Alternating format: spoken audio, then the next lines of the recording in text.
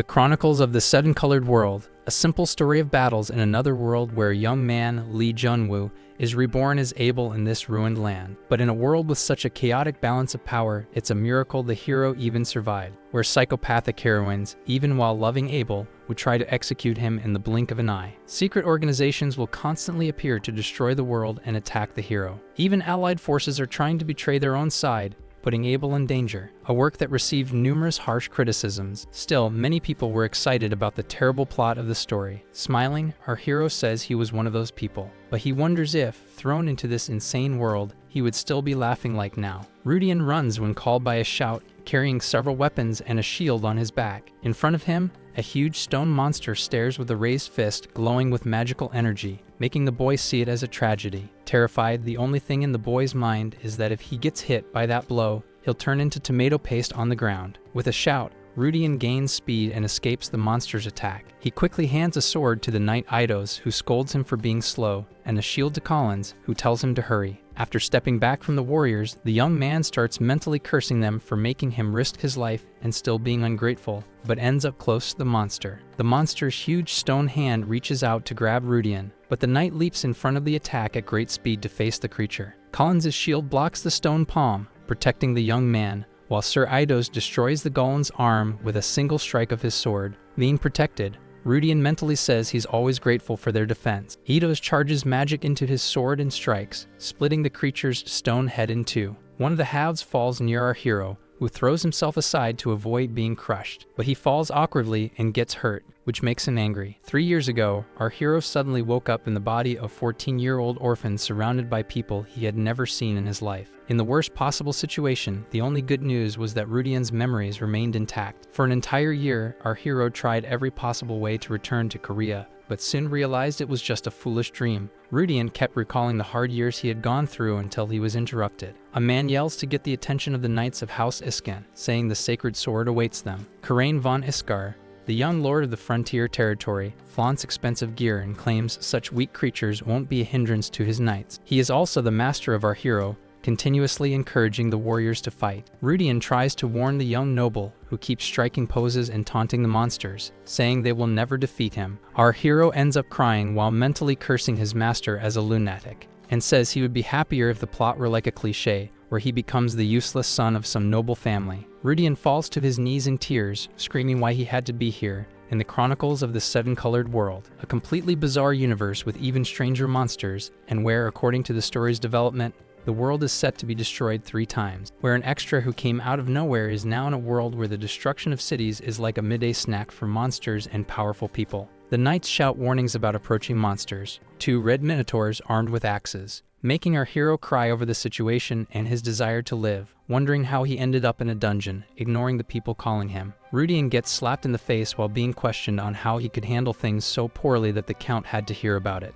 Countess Louisa, Karine's mother, furiously continues scolding our hero, who, as the young lord's servant, was hired to prevent such things from happening. She warns that if anything happens to her son, she will grind Rudian into dust, who, irritated, looks at the foolish lord as he averts his gaze. Our hero wonders whether he should give up or get rid of that noble. Karine is the eldest son of the Count and a good-for-nothing known throughout the territory, who only knows how to spend money on women and parties, leaving our hero mentally exhausted from having to deal with the messes caused by Iskar, such as theft of 3 horses, a duel for hitting a noble's brother, and even the theft of an ancestral sword, and everything ends up dumped on our hero's shoulders. This time the problem is that Karine is making contact with the underworld and once again leaves it for our Rudian to resolve. However, he is surprised by the subject when he finally pays attention to what was said. Nervous, the noble spins around saying that this is bad and that they have noticed, while our hero reveals that it's obvious. It's already the 5th time in the same month. Rudian has warned several times, and still, as soon as he stepped away to work, Karine caused an incident.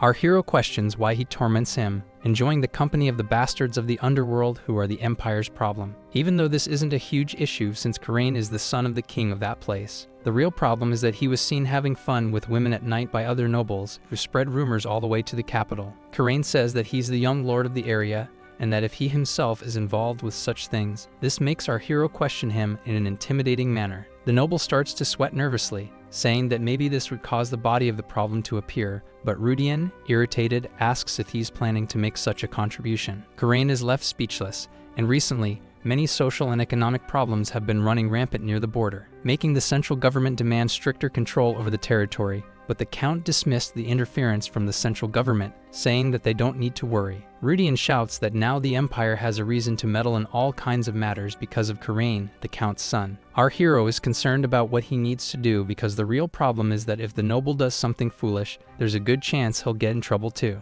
A crisis that should only be faced after the main story has begun has already happened, and Rudian starts thinking about how to escape the problem. Cut hair flies everywhere as our hero sighs. Now bald, he says that the depravity of the young lord has been confirmed. Prepare to enter the monastery, leaving the noble surprised. In the capital, Neven, the emperor's influence is immense, and such an accident demands the maximum penitence, the guillotine, which leaves our hero frightened. Rudian tries to find a way out to resolve the crisis safely. A trembling hand knocks on the door, and a voice responds that they may enter. Karine and Rudian enter the room through the door while sweating in fear. A man asks why they are there. The Count and his knight stare at Rudian and the young noble. Our hero decided to tell the Count all the foolishness Karine has done. Lord Ricard von Uskar, the Count of the Uskar territory, waits to hear what they have to say. Durek Winhausen, the commander of the Lion Hearts, the Count's private order of knights, knows what our hero has been going through. Rudian uses his gaze to thank the commander for always understanding him. Derek says that the problem is serious, and our hero cries while saying that he couldn't do anything while he was away, but the knight tells him that he should have done better. Lord Ricard says that he heard from the head butler and asks his son if he caused a big incident this time. Still serious, he points his finger at Karine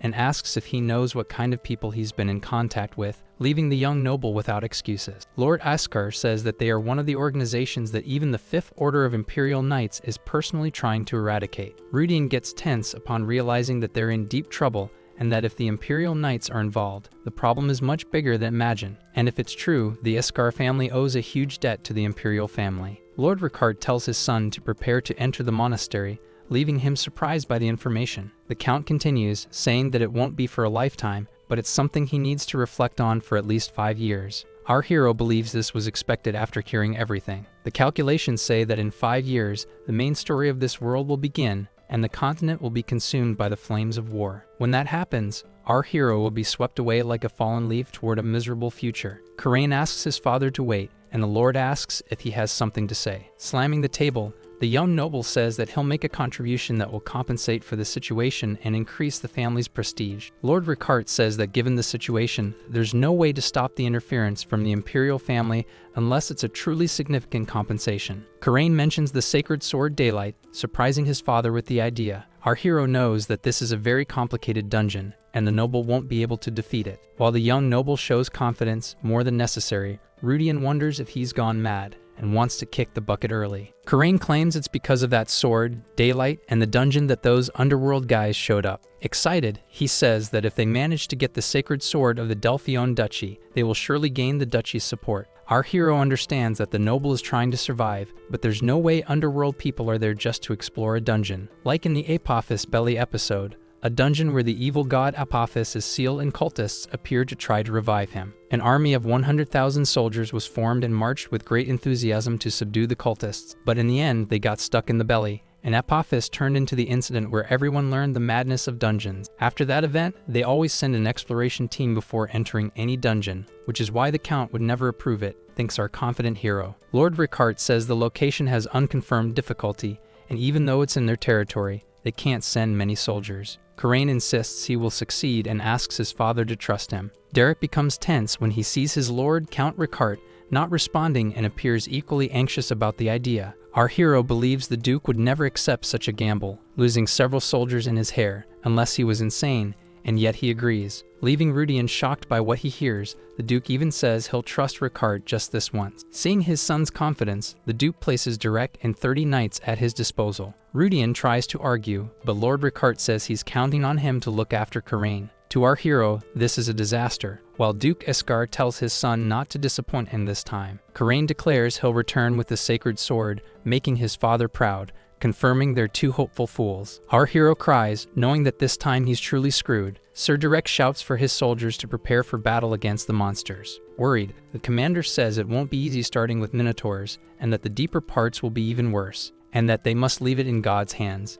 making our hero celebrate and thank the gods. Since this isn't at the level of the main story, where usually high-ranking demons and ancient weapons appear, and everyone has to flee first. And if guys like those minotaurs are showing up, then it's just a regular dungeon of reasonable level for the knights, who, after defeating the monsters, give the command to move forward. Inside the dungeon, our hero wonders what he can do now. And just 3 years after the original story begins, the world will be devastated by demon wars, and in 10 years, humanity will be destroyed once. But there's still time before the destruction, and until then, our hero plans to gather lots of funds and hide in the mountains, living the life of a hermit. This makes him happy, knowing he can create a happy ending for himself, while Karine excitedly yells that everything is going well. Confident, he declares he'll get the daylight sword, treasures, and leave the dungeon. But Sir Direct says it's dangerous to be so loud. The noble says there's nothing to worry about because no matter what appears, he's never afraid. But something surprises him and makes him stop talking. A small stone falls on our hero's head. Leaving him shocked by the rain of stones, he asks what's going on. A large, sculpted stone slams into the ground with force. Sir Direct tenses up at what he sees happening. They've fallen into a trap and are surrounded by stone monsters, smaller golems than the first giant outside. Sir Direct commands everyone to flee and make a path using force. Charging into battle, the commander orders the first squad to help eliminate the monsters and the rest to protect the young lord. The battle is intense and knights scream for help. Our hero guides a frightened Karine to a safe place. But surprised, Rudian asks why the monsters are chasing them. On a narrow stone bridge, the golems pursue our hero and Karine. Sir Direct appears behind the stone monsters, and along with more knights, he destroys the enemies. The commander yells, "Young master," but Sir Direct is caught off guard by a monster rushing past him. The golem moves in to attack Karine, who begs Rudian to save him. With no choice, our hero complains and grabs the young noble, who is thrown away from the monster's strike. Karine cries as he's saved and screams for Rudian. Our hero knows that his status is merely the noble's servant, and if Karine is executed, he'll be executed too. The golem strikes its heavy hand against Rudian's body, wounding him and leaving him confused about what just happened. The attack throws our hero upward and towards a fall. Karine and Sir Direct watch everything in disbelief. Our hero falls freely from the bridge while shouting multiple times through the status window. After the fall, our hero finally opens his eyes. Lying on the ground of a place made of blue stones and well lit, Rudian doesn't understand how he is still alive and asks if this is hell. Still surprised, he sits on the ground and starts moving his arms, noticing that his body is fine. Now standing, our hero says that before kicking the bucket, his prayers reach the universe, for there's no way he could have just woken up like this. Rudian starts walking through the area of white pillars and crystal-like stones, wondering where he is and what kind of place this is. According to the settings, the place is a perfect barrier made of mana from another dimension that exists outside of the world unless it's magic. Suddenly, a mysterious voice speaks. "You've awakened." Surprised, our hero quickly turns around to find out who is there. He faces a red, tentacled monster with a single red eye staring back at him, leaving Rudian shocked. Without warning, the monster begins foaming at the mouth as it is surrounded by several monstrous eyes. Our hero apologizes to the creature, explaining that it's just too strange, and the monster asks if that was really an apology. Excited, the creature says that Rudian is the first human it's met in 1,000 years, and only beings with divine power can find this place an unexpected day. Our hero thinks that even though it doesn't have a mouth, the thing is noisy while its face is being caressed by the creature, which is quite excited. Rudian asks where he is, and the creature answers that it's the place where it was sealed. A relic created 3,000 years ago by a lost civilization called Adora, which confuses our hero. He doesn't remember any civilization named Adora from the original history. Determined to gather more information from the monster, Rudian asks if it was really sealed inside this relic. The strange being gets excited and says it hadn't received orders from its master, which is why it was sealed until now. But as soon as Rudian entered, it awakened. Tense, our hero asks for the identity of the tentacled monster. The creature introduces itself as a 7th-generation general-purpose artificial intelligence named Arcadia. Surprised to hear artificial intelligence, Rudian wonders if this is the legacy of the demon god. Arcadia says it would like our hero to become its master and asks if he accepts.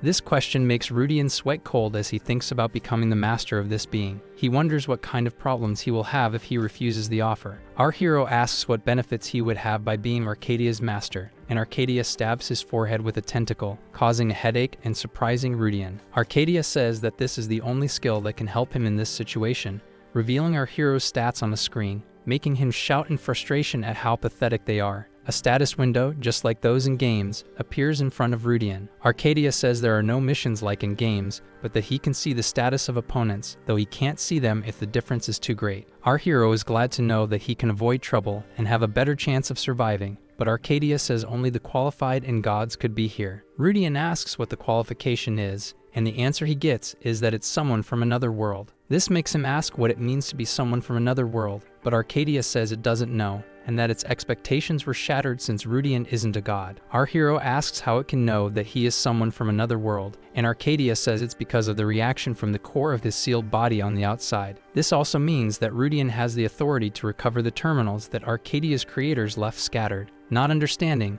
our hero asks what these terminals are. They are Eldorado, the first generation collection eye, Elysian, the second generation research eye, and Utopia, the third generation healing eye. Dilmun, the fourth generation transport eye, Shambhala, the fifth generation combat eye, and finally Eden, the sixth generation restoration eye. These are the 6 auxiliary artificial intelligences that were created. Arcadia says that for each terminal recovered, Rudian will be able to use their special abilities, and that if he collects them all, his sealed body will finally be activated. Our hero understands that if this is all true, he will be able to do something he couldn't before, create a better ending. And if that's the case, our hero accepts becoming the master of Arcadia. The creature says it's a wise choice, while our hero knows the world is about to descend into chaos and it's best to be prepared for it. Happy, Arcadia asks Rudian to take good care of him. Smiling, our hero asks the same and gives him the nickname 80, a name the AI says is a good one. First, 80 says that since the main body is sealed, he won't be able to help his master, and it would be good to obtain Shambhala first. Excited, he adds that with it, they could even face a god, leaving our hero with the feeling he's been tricked. Standing up, Rudian says he first needs to reunite with his group, and once the crisis is over, they can go after the terminals, earning praise from Arcadia for his good mindset. Luckily, 80 has a lot of knowledge about the geography of the entire dungeon, including entrances, exits, traps, and even shortcuts, and so he guides him through the place. According to Arcadia, our hero was destined to hit the ground and bite the dust, but he was lucky that 80 sensed his presence and woke up just in time to save him. Tense, Rudian realizes that C has really passed and wonders if even that is a trick from that Dan writer. Our hero is surprised when he looks down and notices a corpse leaned against the stone wall and asks who that is. Rudian realizes that person must have been one of the best adventurers, having reached the deepest part of the dungeon and made it that far. Arcadia says it's an adventurer who invaded the place 10 years ago and managed to evade the monsters, but wasn't qualified enough to open the door. Our hero prays for the adventurer for having the bad luck of reaching a place with such effort, but not having the key to complete the dungeon. Eddie asks what he's doing, and Rudian replies that he's looting the corpse. Too bad, but he has to take everything he can, and that outside it's common for adventurers to collect things from those who've already passed. Arcadia questions whether they didn't agree this would be called looting instead of custom. Rudian finds a pocket watch and thinks he can sell it for about 10 gold coins, and that the adventurer must have been rich. When he opens the watch, a small plaque with a name appears. The name of that adventurer was Abel. Our hero reads the name again, Abel Retstein, and says it sounds familiar. Rudian is surprised to remember the name. Trembling, he looks again at the deceased adventurer. Shocked, our hero asks why that name is there. Abel is the protagonist of the Chronicles of the Seven-Colored World. Rudian tries to calm down because that shouldn't be chronologically possible. The hero of the Chronicles, after failing his school exams, looked for a truck to reincarnate him. He gets hit by the truck and is sent to another world, where he is reborn into a minor barren family and receives the blessing of the Creator God, obtaining the mythical artifact White World and the Sacred Order Sword of God, Grandia, thus beginning to massacre the demons that appear early in the plot. Still surprised, our hero wonders what in the world is going on. Rudian says he has no proof that that skeleton is Abel, and the clothes are from the kingdom of Ergo, not from the Mori Empire where the protagonist was born. Abel was short and had a complex because of it, unlike the tall remains before him. Worried, Rudian asks himself what's happening, and Arcadia asks if there's a problem. Before the story begins, Abel should have been living his normal life as a child, but the problem is that this place is way too far from his territory. Our hero decides that once he gets out, he'll use his own money to investigate the protagonist, and if he finds him, these items will connect them. Rudian hopes all this concern will amount to nothing. The crystal cave continues being explored. Arcadia says there are no monsters or traps on the path ahead, and that they should turn right while showing a map. Our hero thinks this guy is just too convenient. Rudian is surprised to see a group of people up ahead. Excited, he approaches, calling for the young master, surprising the knights. Derek quickly orders him to stop, saying that if our hero comes any closer, he'll be attacked. Arcadia asks what's happening, and Rudian, uncertain, says it's either because he abandoned his post or because of Adi. The captain says there's no way Rudian, who fell from the cliff, could return alive and in one piece, accusing him of being a doppelganger trying to deceive them. Our hero doesn't find that strange and is questioned how he can be there without any injuries. Rudian explains that he saved himself by finding a cave that an explorer had made for emergencies, and on the way back, he got lucky. Derek demands silence and that he prove his identity, and if he can't prove it, he will be executed right there. The commander seriously starts the countdown. Our hero shouts Cynthia's name, revealing Derek's betrayal to his wife, who said she would return to her parents' house, and how he desperately tried to stop her. Desperate, the captain asks what he's talking about, but the knights ask if it's true.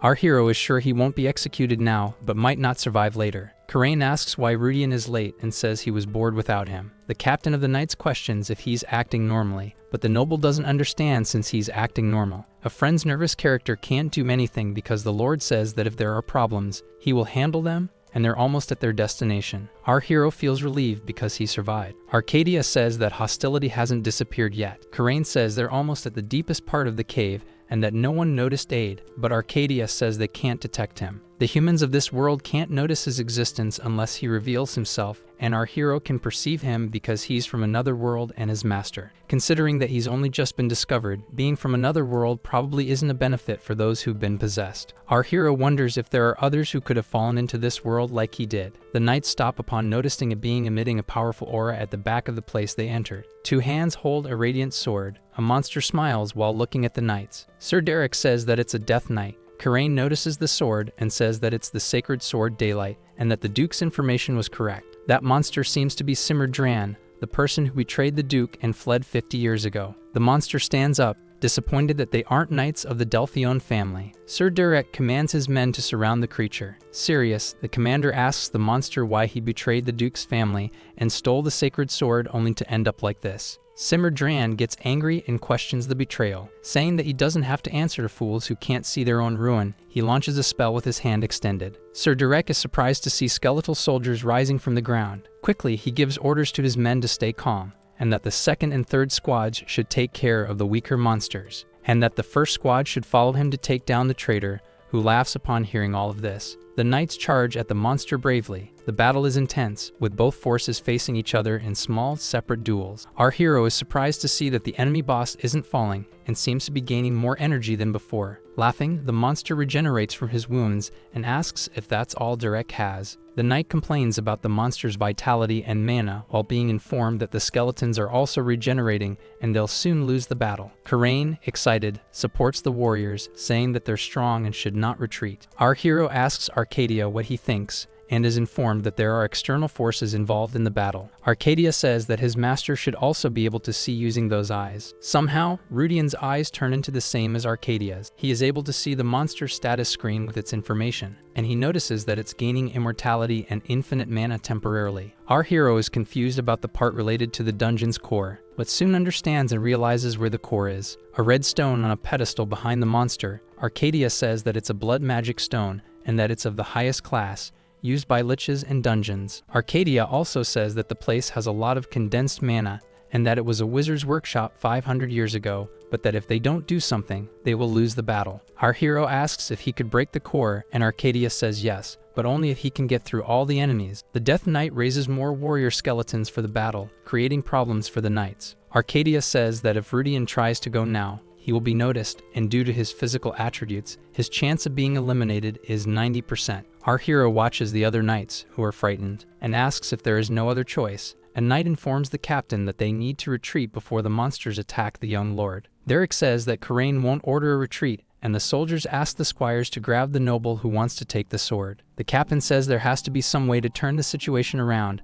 and our hero calls his attention. He points to the gem on the wall and asks if it doesn't look very suspicious. Derek looks back searching for the mentioned jewel. Upon finding it, he says it's a blood magic stone. Derek asks two knights if they can destroy the core in time. They respond that it's impossible because the number of enemies has increased and they're stronger than before. Determined, the captain says they'll have to do it, because if the monsters keep growing in number, they won't be able to escape and will be annihilated. Arcadia asks if it was really necessary to mention the stone, and our hero says that since the knights will attack it, the monster will focus all its attention on them. Addy tells his master that it's not necessary to take the risk, but is informed that out of everyone, he has the highest chance of success. Our hero says that even if he can't use mana, he can still swing a sledgehammer. Rudian tries to sneak toward the crystal, and is sure that if he gets caught, it'll be the end for him. Derek tells the two knights to attack the crystal. The monster says he won't allow them to reach the core. Enraged, he commands them to back off while unleashing an attack into the air. Our hero is shocked to witness such a powerful strike. Like a wave, it is fired toward the knights. The attack hits both warriors head-on, and they scream in pain. Karine, seeing the attack, says it's an aura wave and wonders if the monster is a sword master. At that moment, he orders everyone to flee. The squire says, unfortunately,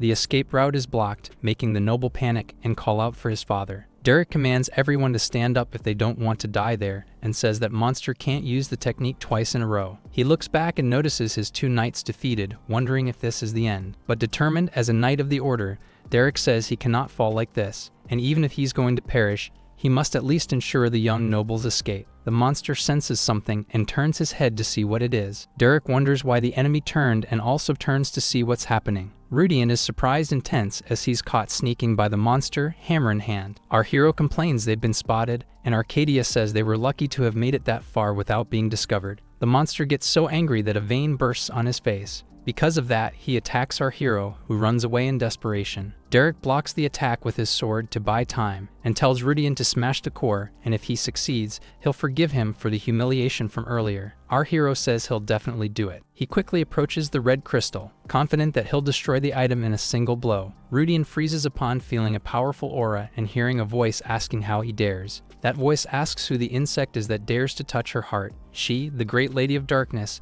Casley Richmond, says that for the sin of desiring her heart, she sentences our hero to execution, who is shocked to learn that the magic stone is not just a dungeon core. Casley Richmond, a Lich Lord who appears around the middle of the chronicle, a powerful archmage capable of destroying a dragon with a single spell. The voice of the Destroyer of Nations says she'll ensure a painless execution for our hero while beginning to cast a spell. Rudian, upon hearing all that and realizing who is speaking, is terrified, knowing this is surely the end. The sorceress casts her deadly magic, Fatal Strike. Our hero, trembling in fear, opens one of his eyes, still alive. Casley Richmond is stunned, not understanding what happened. Rudian looks at the crystal, not understanding what's going on. The powerful sorceress asks why the absolute spell didn't work and wonders if our hero belongs to the divine race. She casts Fatal Strike again, but it has no effect, leaving Rudian confused as to why he's still alive. Casley Richmond says it's impossible for her to fail, and that he either has divine rank protective magic or belongs to the divine race. Our hero asks if Arcadia did that, who replies yes, having seen that the creature dared to use such a weak curse and therefore blocked it. Arcadia is impressed with her achievement,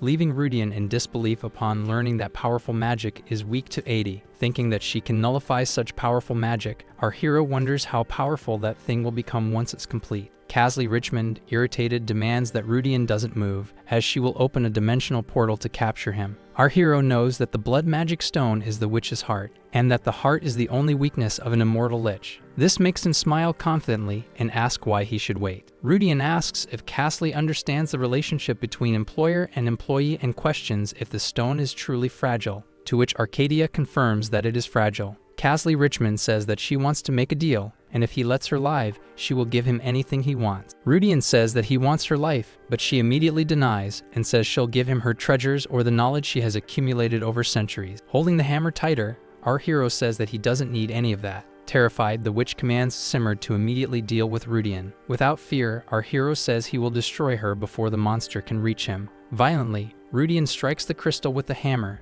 exorcising the lich. As the lich is destroyed, she screams about her ambitions and desires. The core is destroyed, and its pieces fly in all directions. This makes the knights, already injured, excited by the imminent victory. The monster falls to its knees, holding its own head while howling in pain. Sir Derek stares at the Death Knight, who calls out for his mistress. Our hero notices a black aura approaching. Rudian is confused when he sees that the aura, emanating from the fragments of the core, circulates around his arm without harming him. A message appears saying that he has obtained the first-class essence of the blood magic stone, and that he has grown stronger, gaining 20 mana. This causes our hero to activate the power of his eyes. He sees the status window, where he notes that he has indeed gained mana. Rudian cries as he feels the power rush through his veins, realizing that he has endured all the troubles just to obtain mana. However, he questions why it's so little for a 500-year-old crystal. Arcadia says the absorption rate is low, as she filtered all the native mana spread across the core before our hero could absorb it. The rate is only 8%,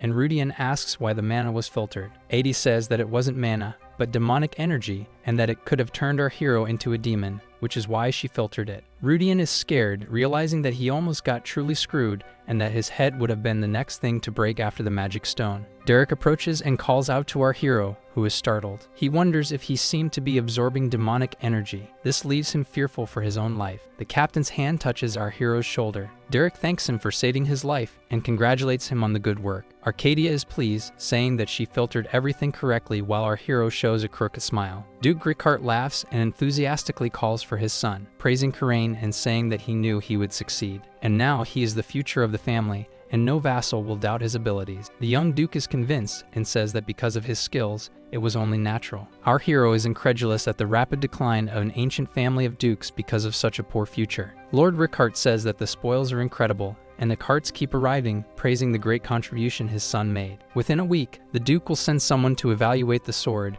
and even if he doesn't come in person, they'll send someone who can't be ignored. For this reason, Lord Ricard tells his son to make sure to leave a good impression on whoever is sent. And with this great success, his name will spread throughout the empire, as even the Delphion dukedom is involved in this. Rudian worries that if they learn that Castley was the dungeon master, things will become more complicated by giving so much power to the fool Karine. For now, he needs to be the servant of the young noble Iskar. Lord Ricard decides that now he can send his son to the social circles without worry, but soon calls for our hero. Our hero kneels and hears that he's been praised by Derek and the knights, replying that he just did what he should have done. Lord Ricard says that attacking while the monster wasn't looking is something many wouldn't do out of fear, and this qualifies him to stay by Karine's side. The Count says that he's counting on Rudian to take care of the young noble, to his horror, not knowing when he'll be able to escape this nightmare. But with money in hand, our hero praises Karine and the Iskars. It's a whole year's worth of bonuses, plus 10 paid days off, which makes him reconsider quitting the job.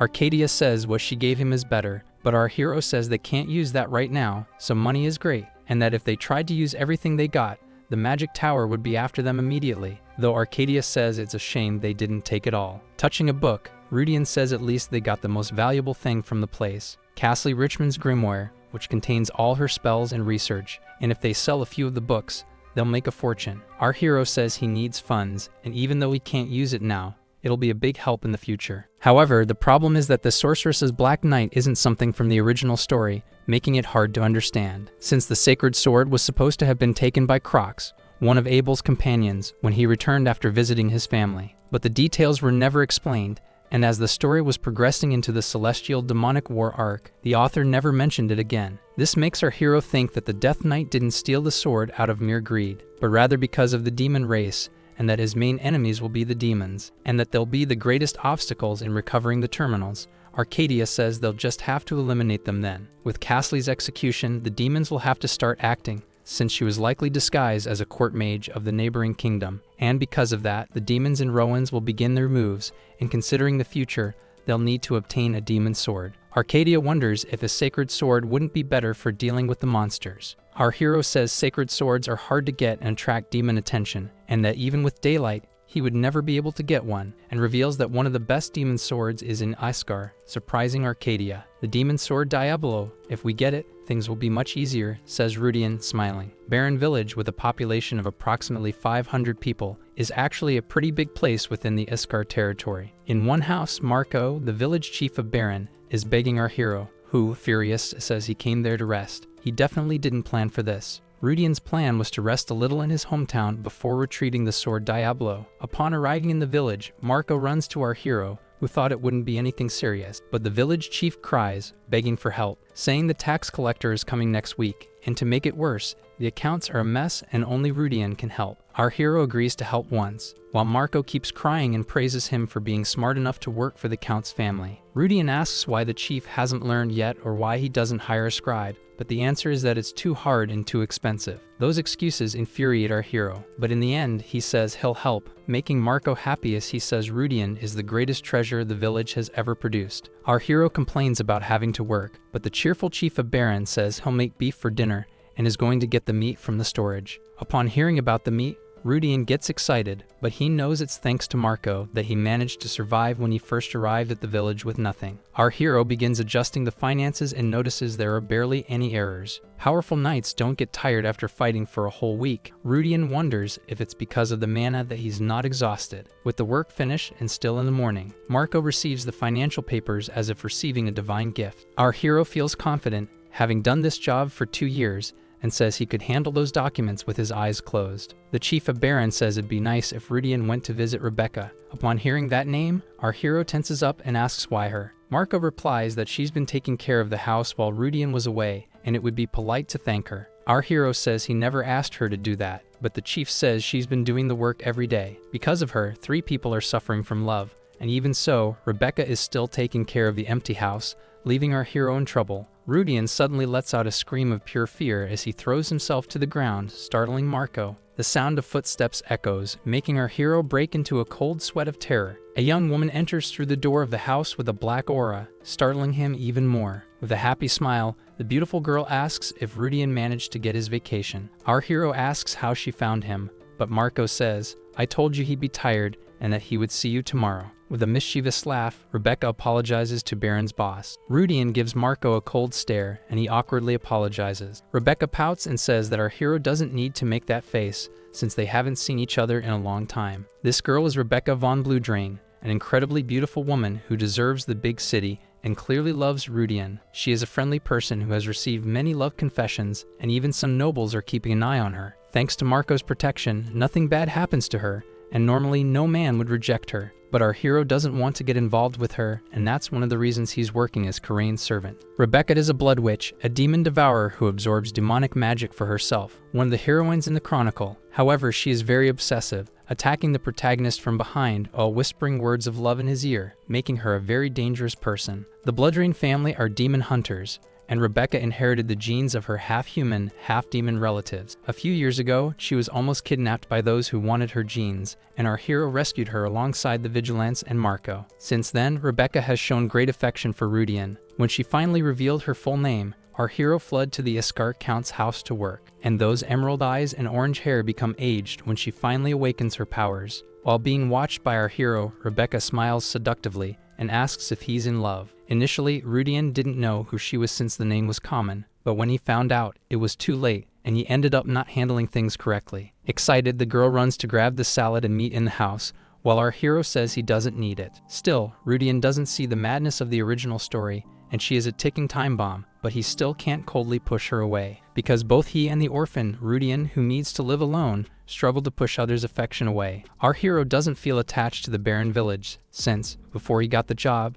he was looked down upon for being an orphan. The only people close to him are Marco and Rebecca, but if it weren't for Rebecca's awakening event, our hero would have already taken her for himself. During the night, 2 men watch something from the top of a cliff. The shorter one calls the taller one captain. The captain asks what he wants, and Colin responds that they don't know what they're doing and asks if they've already been overworked. The captain says they just need to follow orders, but the warrior says the orders are vague, and they were just supposed to infiltrate Iskar as bandits, where they should find a great master, a 9th class mage, or someone who could make a contract with a spirit king, but this is too dangerous. Colin continues, saying he's never received such ridiculous orders before, having to find someone so powerful on the border, and they're lucky they haven't been caught by the knights. The captain knows it's an absurd order, even for the superiors, but 3 days ago, the commander gave the order to explore the Iskar territory in search of a great master, mage, or someone who can make a contract with a spirit king. And a few days ago, he received information about Karine's achievement,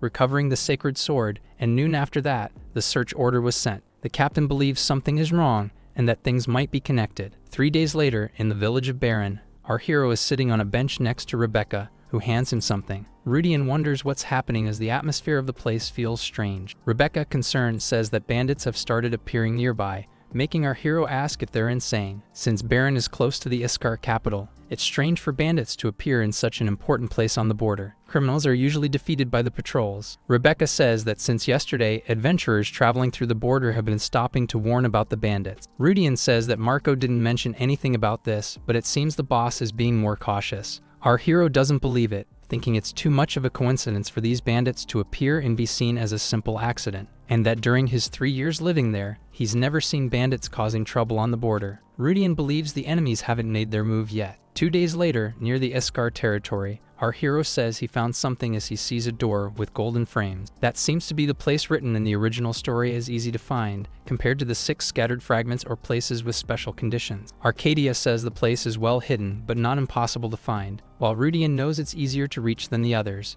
Addie asks why the place hasn't been discovered after so many years, and our hero smiles, saying the reason is that everyone perished. The demon sword Diablo, a weapon from ancient eras that was used at the beginning of civilization and in the War of the Second Era, so ancient that there's almost no information about it. And sealed within that weapon is the former demon king Diablo, with power equal to the sacred sword Grandia, and to obtain it one would normally have to go through difficult trials, but it's abandoned in an empty cave. The reason it's still there without a master is that the moment someone tries to touch it, they are cursed and erased from the world. Even great dragons fall victim to the curse, and if that sword were to be awakened now, before the events of the main story, it would cause a great disaster and turn the entire board upside down. Our hero believes that if he can obtain the demon sword, he'll have the power to change everything in his favor. But the important part is whether Addie's protective ability can truly withstand the power of the Diablo sword. Arcadia says he's not worried and asks if that sword is one of the demon kings who fought in the Great Demonic War. Rudian says yes. Addie reveals that even though he wasn't involved in that war, he knows the level of the gods who participated in it. However, Arcadia says he's not certain until he sees the sword, but since it's weakened by the seal, he's sure he can protect Rudian. Our hero becomes worried and wonders how long ago the Diablo weapon was created. Addie says the Great Demonic War happened 10,000 years ago, but the ruins where it was sealed are only 3,000 years old. Perhaps it belongs to an even older civilization. Arcadia, a bit more serious, says it's right there. A sword stuck in stone, emitting a wicked and demonic aura. Diablo, a weapon that appears to be just a plain sword with no decorations, but the reason Diablo chose it is because it's simple. Confident, our hero grabs the sword and begins to pull it from the stone. Darkness falls over Rudian, who suddenly opens his eyes again. In front of our naked hero, there's a hole in the wall emitting black smoke. After a noise, black water starts gushing from the hole. Our hero is confused because he's without clothes and unable to move. Everything starts going dark again, and Rudian realizes his mind is failing. The wall begins to crack with new fractures, and more black water gushes out from them. Arcadia asks if our hero is okay, and he asks how long he was unconscious and what the eye can see. Eddie says 5 minutes have passed and that he managed to purge the mental corruption, which surprises Rudian, who thought it was a curse, not corruption. That is the Demon King's transformation curse. Anyone who becomes the sword's master receives part of the power and mind of the Demon King and becomes the incarnation of Diablo. The problem is the power is so immense that no human can withstand it and ends up perishing. Thanks to Eddie's help, our hero was able to hold the sword and escape Diablo's curse. Rudian is happy because that's already enough, even if he can't use the sword's full power, since the Diablo weapon itself is already enough to defeat the abilities of ordinary magic swords. A voice echoes, letting out a sigh. Our hero becomes confused and looks all around trying to find where the sound came from. The sword begins to speak, saying that he's the first human it's met in 1,000 years, and because of the curse, he'll perish, just another failure. Rudian is startled as black arms emerge from the sword's guard, which says it's bored. The entity inside the sword complains about being trapped and says that if it could get out, or if someone could endure the curse, it would go after the Archangel Uriel X. It would use all its power to help its wielder, but it's impossible, since no human could withstand a curse that even the Dragon Lord couldn't bear. Even though that X had promised the time was near, the entity, so bored, decides it will go back to sleep. Even so, it starts rooting for our hero to stay strong and not be defeated by the curse. Rudian tells the sword to shut up, leaving it surprised. The entity is left speechless and confused for a few moments. It then asks our hero if he is still alive. The being says that no human has lasted more than 30 seconds holding the sword, and confused, asks if Rudian is truly alright. Both scratch their heads, still shocked, and our hero says he is fine, but the entity doesn't believe it. Diablo says the curse was placed by the arcanes, and that even God couldn't survive it. Our hero wonders if they were truly angels and not demons, while the entity continues questioning if he really overcame the transformation. In the end, the being in the sword understands that Rudian was not affected by the curse, and it says that our hero is worthy of receiving the help of the ancient demon king Diablo. Excited, it continues, saying that they will make a contract, not a cursed one, but a proper one, and Rudian will gain great power without any cost. Such an offer had never been made before, not since the creation, but our hero knows that this being can do anything because it is so powerful. Rudian asks Diablo if there's something hidden in the story, and that even if he is offering so much power, he should have said that as soon as the era of myths arrived, he could escape freely from the sword. Diablo is caught by surprise and is left speechless. Still in disbelief, he asks how our hero knows that. Rudian says that the contract being offered is from the Demon King Diablo, and when he can leave the sword, the contract will be nullified. Our hero remembers that in the future of the story, Diablo helped the swordsman Master Crocs until the beginning of the mythical war. But as soon as the seal was broken, the demon ruthlessly destroyed the warrior. The entity is surprised and asks our hero who he is, to which he replies that it doesn't matter. Rudian suggests a bet, gaining Diablo's curiosity, where the sword must use all its power to dominate him, and if it succeeds, our hero will become the weapon's servant. However, if Diablo fails, he must give up all his power and knowledge for the next 100 years, and even if he escapes, it won't be important. The demonic entity starts to laugh. Releasing an evil aura, Diablo says that our hero doesn't know his place and is being very arrogant just for having been lucky enough to avoid the curse. The demon says he wants to use that arrogance to become the arrogance of the demon god and accepts the bet. Our hero knows he succeeded and says, "You waited 10,000 years. What would be just 100 years? You have no reason not to cooperate." If the bet didn't have a time limit, Diablo would never accept, as he would be freed naturally in 10 years as promised. But since there is a time limit, he will certainly accept our hero's offer. Diablo says that if he truly manages to rid himself of his domination, then the deal will be sealed. Rudian knows that using the sword until the seal breaks would be safer, but if he can use all its power, he may reduce the casualties in the Second War. Diablo releases immense power, engulfing the entire place in darkness. Our hero wakes up again, surprised, now lying on the ground. As he stands up, he sees a beach of sand and black water. Not understanding anything, he wonders if Addy failed, but if it had failed, he wouldn't be thinking. However, if it had succeeded, he shouldn't be there. A sound catches Rudian's attention, and he turns to see what's happening. A grotesque creature emerges from the sea, emanating a black aura. Sweating cold, our hero knows that this is Diablo, and he should be so large that he could cover the mountains, but he is smaller than expected. The Demon King smiles at Rudian, saying that this is truly surprising, and asks if there really is a human receiving a blessing from an unknown god. Rudian wonders if he is talking about Arcadia, and that it wouldn't be strange if he confused him with a god. The entity says that the blessing cannot protect him, as an imperfection like him has emerged. Our hero, upon seeing that scene unfold, doesn't know whether he succeeded or failed. Diablo says that all of his powers have been sealed, but in exchange, Rudian has lost the divine protection, and with that, asks what he will do now. Our hero assumes a martial arts stance and challenges the demon to a fist duel. Not knowing what will happen next, Rudian believes it's better to roll the dice and make the bet. Diablo praises our hero for being incredibly brave and asks if he will fight or not. The demon answers that he won't do anything, surprising Rudian. Diablo begins to laugh, saying that he thought our hero would be shaken,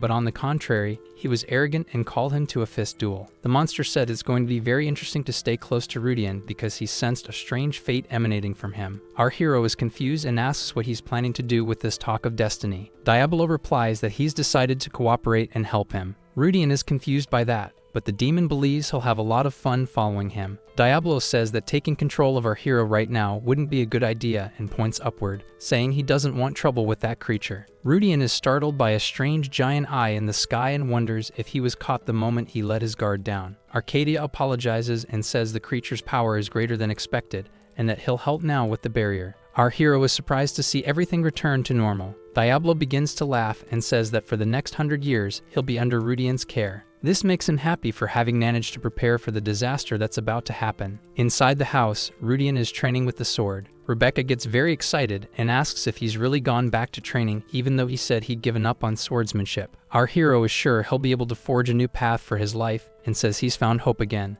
But in a world where a war against aliens is going to happen, his own stats are just as important as his equipment. Rudian wonders if he should go back to training with the knights, but realizing and being able to use mana are different things. Our hero knows that if someone finds out he can suddenly use mana, it will cause problems that can't happen right now. But there's no way he can learn everything on his own, even if he trains for years. The girl comments on the argument with Marco about security. Rudian responds about the matter with the bandits, but Rebecca is lost in impure thoughts as she stares at his muscles. Arcadia reports that nothing new has occurred, and our hero says that asking for help is one thing, but at the very least they need to be prepared. Rudian is confident that he can handle the bandits alone and says it would be better if nothing happened. But a thought surprises our hero. Maybe this is the moment of Rebecca's awakening, since he changed the story when he rescued her from the kidnapping. He only saved her because he couldn't just stand there watching it all happen, and because of that, he may have caused a butterfly effect that could be fatal. Rebecca smiles and asks if there's something on her face. Our hero remembers her original story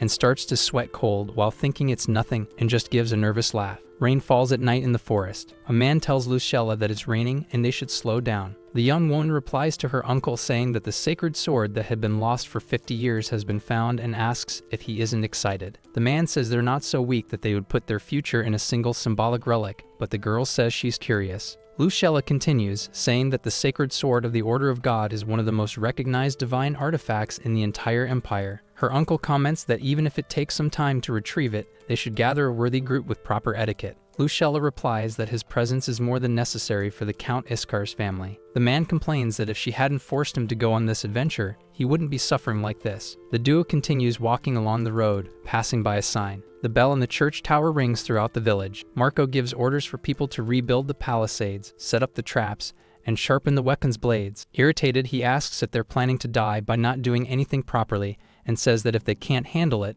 they should ask Rudian for help, saying that our hero is a veteran who's already been through all this while serving alongside the young noble, and that they should stop whining and ask things. The people start complaining, saying they have to take orders from an orphan who had nothing and now rose in life. Arcadia asks if his master is okay, and Rudian replies that he's not, but that he doesn't care because it's not the second time he's heard those things. But Adi says his expression says otherwise, while Diablo says that negative emotion is very tasty. The demon doesn't like seeing his contractor being humiliated like that, and says that with a bit of demonic energy, he could turn everyone into monsters. Our hero tells him to stop it, but Diablo says it's a shame, and that it would have been a fun spectacle to watch. Rudian says that he knows the demon is just trying to use his powers, but it responds that it's simply bored. Marco calls out to our hero, saying that the person he's looking for has arrived. That is one of the members of the Information Guild, who was called with the help of the village chief. The rain continues to pour heavily in the village. Our hero is surprised to learn that Conchin Hill was attacked, but is informed that the Count must already know everything. The place is a military fort, and those people are certainly not ordinary bandits. They must actually be. The informant says that the bandits are certainly soldiers from a neighboring kingdom in disguise,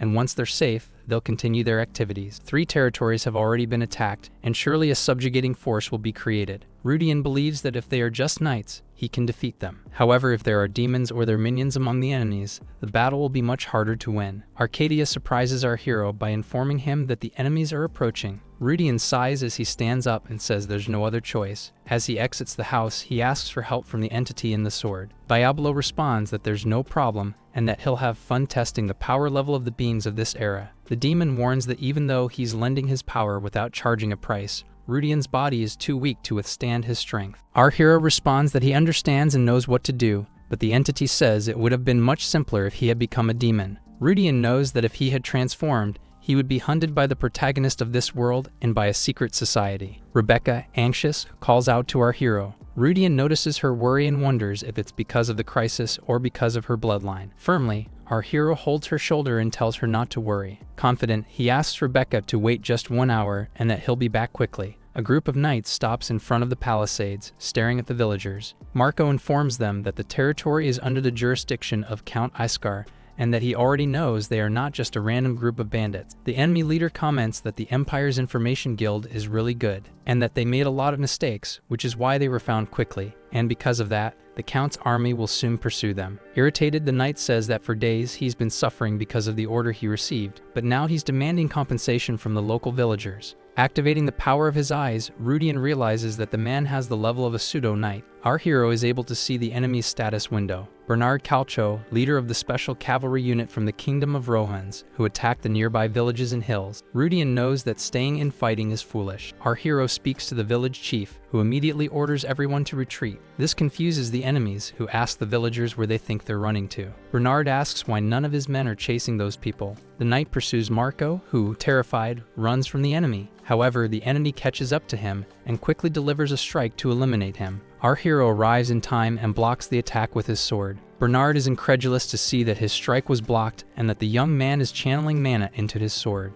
Rudian is able to push the enemy knight back. Seeing that sword, Bernard smiles and says he's lucky to know that he's gotten a great war trophy. Rudian starts running while asking, "Who said it's yours?" The knight questions how he dares to run from a cavalry that's so close. At that moment, arrows fall upon the warriors, knocking one down and startling the others, who must stop the pursuit. This leaves Bernard irritated with the hindrance. The villagers prepare more arrows, and only now does the leader of the knights realize that it was an ambush. Our hero taunts Bernard with obscene gestures, calling him an idiot for only realizing now. The knights notice that there are no more people in the entire village, and that they've certainly evacuated everyone. He orders them to annihilate all of them, since there are no more arrows being fired. They just need to be careful to catch all of them. Arrogantly, Bernard believes that a mere militia from a village can't defeat them. One of the knights is surprised when he falls into a hole in the ground. Irritated, he curses, but doesn't notice our hero's sword, which immediately executes him. The enemies realize that Rudian knows how to use a sword and that they shouldn't underestimate him,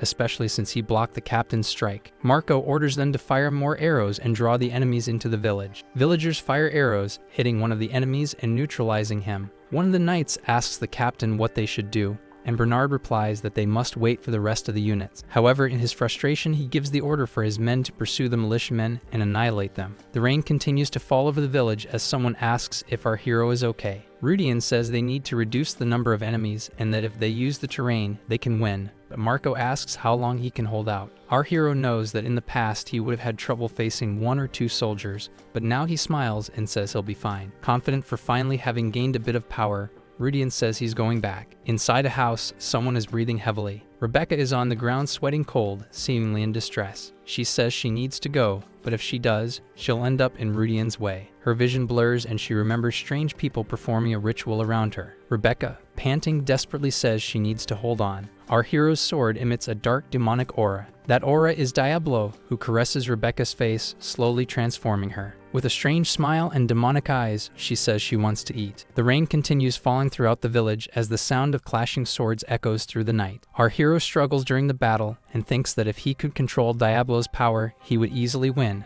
but he still can't control it. Rudian knows that if he loses control of the power, there's a high chance the entire village will be destroyed. The enemy knight is surprised to learn that his opponent can use mana. Our hero finally defeats that soldier with a blow to his chest. Bernard warns his men not to approach because there's a trap there, and asks if those lunatics really use traps meant for monsters. One of the villagers replies that obviously they did, since hunting traps are great for dealing with beasts. That enrages Bernard even more, seeing that they turned the whole place into a living nightmare. In the other villages they attacked, just executing a few people was enough to make everyone surrender, and he doesn't understand why these people resist so much. Marco says that this is the courage of Baron, and that they'll never take the village with such weak soldiers. Rudian knows there are many retired warriors there. Our hero knows the village chief's past, a former centurion, truly powerful, capable of facing anyone, but discharged for insubordination. Rudian declares to Bernard that once they defeat all the knights, the battle will be over. The squad leader knows he must not underestimate his opponent, who, despite being young,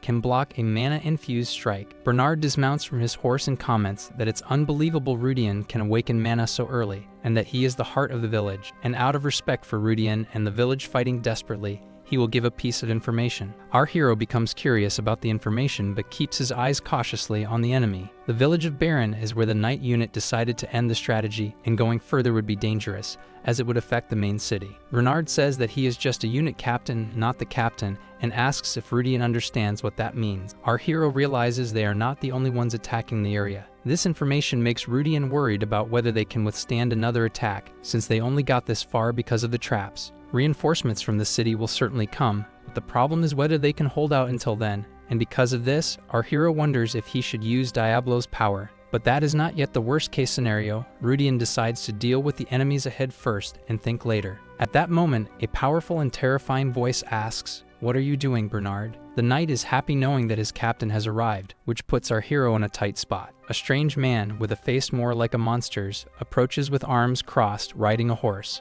Our hero activates the power of his eyes to know who he's dealing with. That strange knight is powerful, and his name is Alec, captain of the Special Cavalry Unit, and strangely, he's over 100 years old. Rudian is shocked to see that the enemy's captain is actually a servant of Demon King Iblis. Alec exerts immense pressure with his mana and status over our hero. Our hero knows he's in trouble, but the one saving grace is that the enemy appeared alone. The demon's stats are incredibly high, and he's as strong as Direk. Rudian wonders if the numbers in parentheses are bonuses from being a servant. This makes our hero doubt if he can win alone and how strong a high-level minion would be. And as an avid reader of the main story, Rudian knows how powerful the named demons are, but facing one is very different from just reading about them. Bernard apologizes for the incompetence that caused the loss of several soldiers, but the captain calls him a foolish incompetent. Alec, without even looking, throws a direct punch to the knight's face. The blow is so strong that it brutally executes him. Our hero feels the pressure of a truly powerful enemy upon seeing that.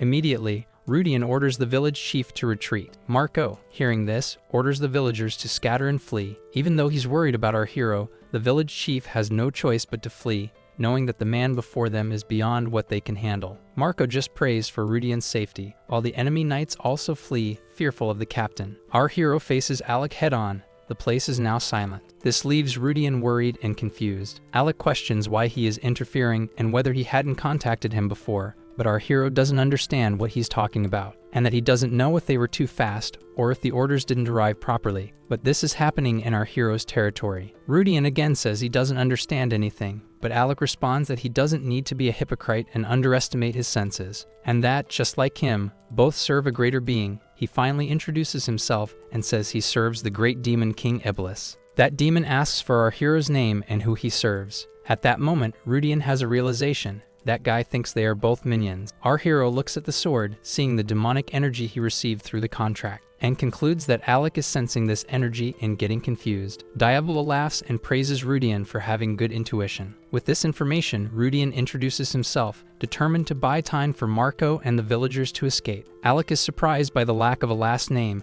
and that he is not a noble, so he asks who he serves. Our hero knows it's normal for him to be suspicious since demons, when infiltrating, tend to be more particular about the social status of their minions. Rudian knows how to dispel the suspicion and informs him that he serves Asmodeus. This makes Alec smile, saying that only companions know the name of the goddess of lust and indulgence. Diablo is incredulous to know that Asmodeus' little brat would be seen as a goddess in the present and questions what happened to the hierarchy while he was asleep. Alec understands that Rudian is weak, but that appearance is also a skill, which makes our hero angry. However, he only mentioned Asmodeus because he knows she doesn't care about strength or social status, but rather youth and physical beauty. Rudian says he never received direct communication from that demon king. Alec is now invading his territory. The minion seems to accept the information and says that's problematic and asks if the reason is because our hero hasn't put down roots there. Rudian gets more serious and questions where the news was sent since he didn't receive anything. Alec understands that, as they are far away, that wouldn't be strange, and reveals that the message was delivered to Gus Belstead. This information makes our hero smile, knowing who the noble mentioned is, and that Belstead is one of the demon's puppets. Rudian says he remembers Count Gus von Belstead,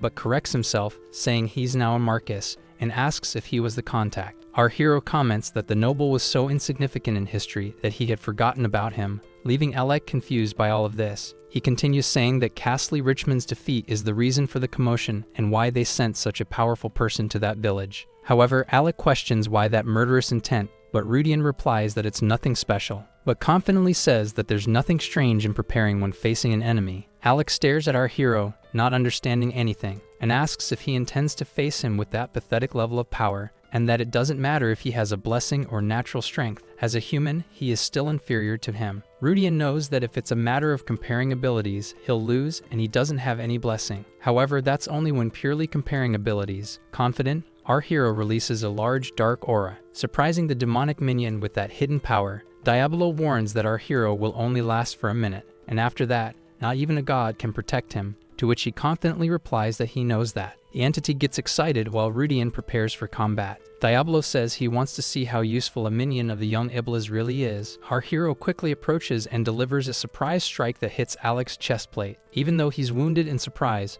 Alec begins to fight back with a powerful punch. Rudian notices the massive fist coming toward him. With a pirouette, he dodges Alec's attack. As he completes the spin, he swiftly slashes his sword at the wrist of the enemy servant, who screams in pain from the brutal injury. Alec is shocked to see that he can't regenerate. Our hero knows that the sword Diablo doesn't just cut, and so he asks his enemy if he can feel his soul being sliced. The reason the demonic sword is so powerful is because it has the ability to execute gods, and that will be very important in the future. Diablo doesn't just cut the material, it also cuts the soul and divine essence, allowing it to inflict fatal wounds even on immortals. Rudian says he was ready to risk his own life in a direct fight, but was lucky his opponent dropped his guard. Furious, Alec throws another punch with his remaining good hand, asking our hero if he really thinks he's won with just that. The enormous fist closes in on Rudian's head, but he doesn't dodge the attack. A shield made of pure black mana stops the blow just centimeters from our hero. Alec is shocked to see his power being absorbed by the demonic energy and says that's not something the goddess of lust could have given.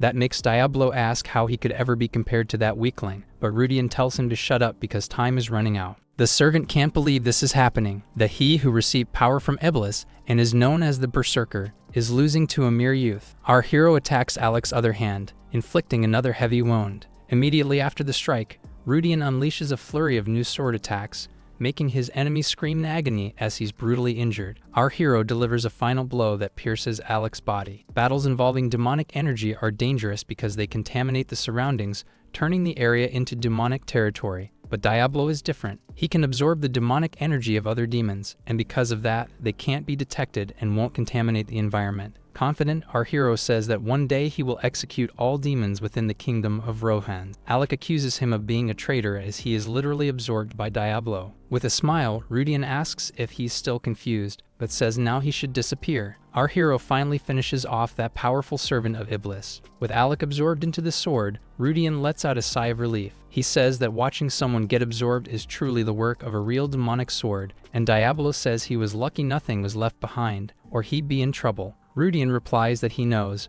but the entity asks why he evacuated that woman separately, and if she belongs to him. Our hero gets flustered and says the demons might have been after her, but the incident happened because Castley was annihilated. Diablo says that as a descendant of the Predator, she'll definitely attract demons, and if she awakens, it will be impressive. But he asks why Rudian doesn't just awaken her and keep her clothes. He goes on, saying that Rebecca really is attractive, but our hero knows she's extremely dangerous because he's already read the original work. Rebecca awakened because of a choice Abel made, but Rudian prefers that she live a normal life and says they shouldn't talk about her anymore, as he doesn't want to continue their relationship. Diablo says there's no way of knowing how things will unfold, but our hero knows that if the original story continues, Rebecca will end up with Abel, and they'll see each other again. Arcadia reports that someone is approaching, making Rudian ask if they're bandits, but the AI confirms it doesn't seem to be an enemy, just an old man and a girl. That makes Rudian tense, since it's not a usual combination for travelers. Nervous, our hero doesn't know what to do,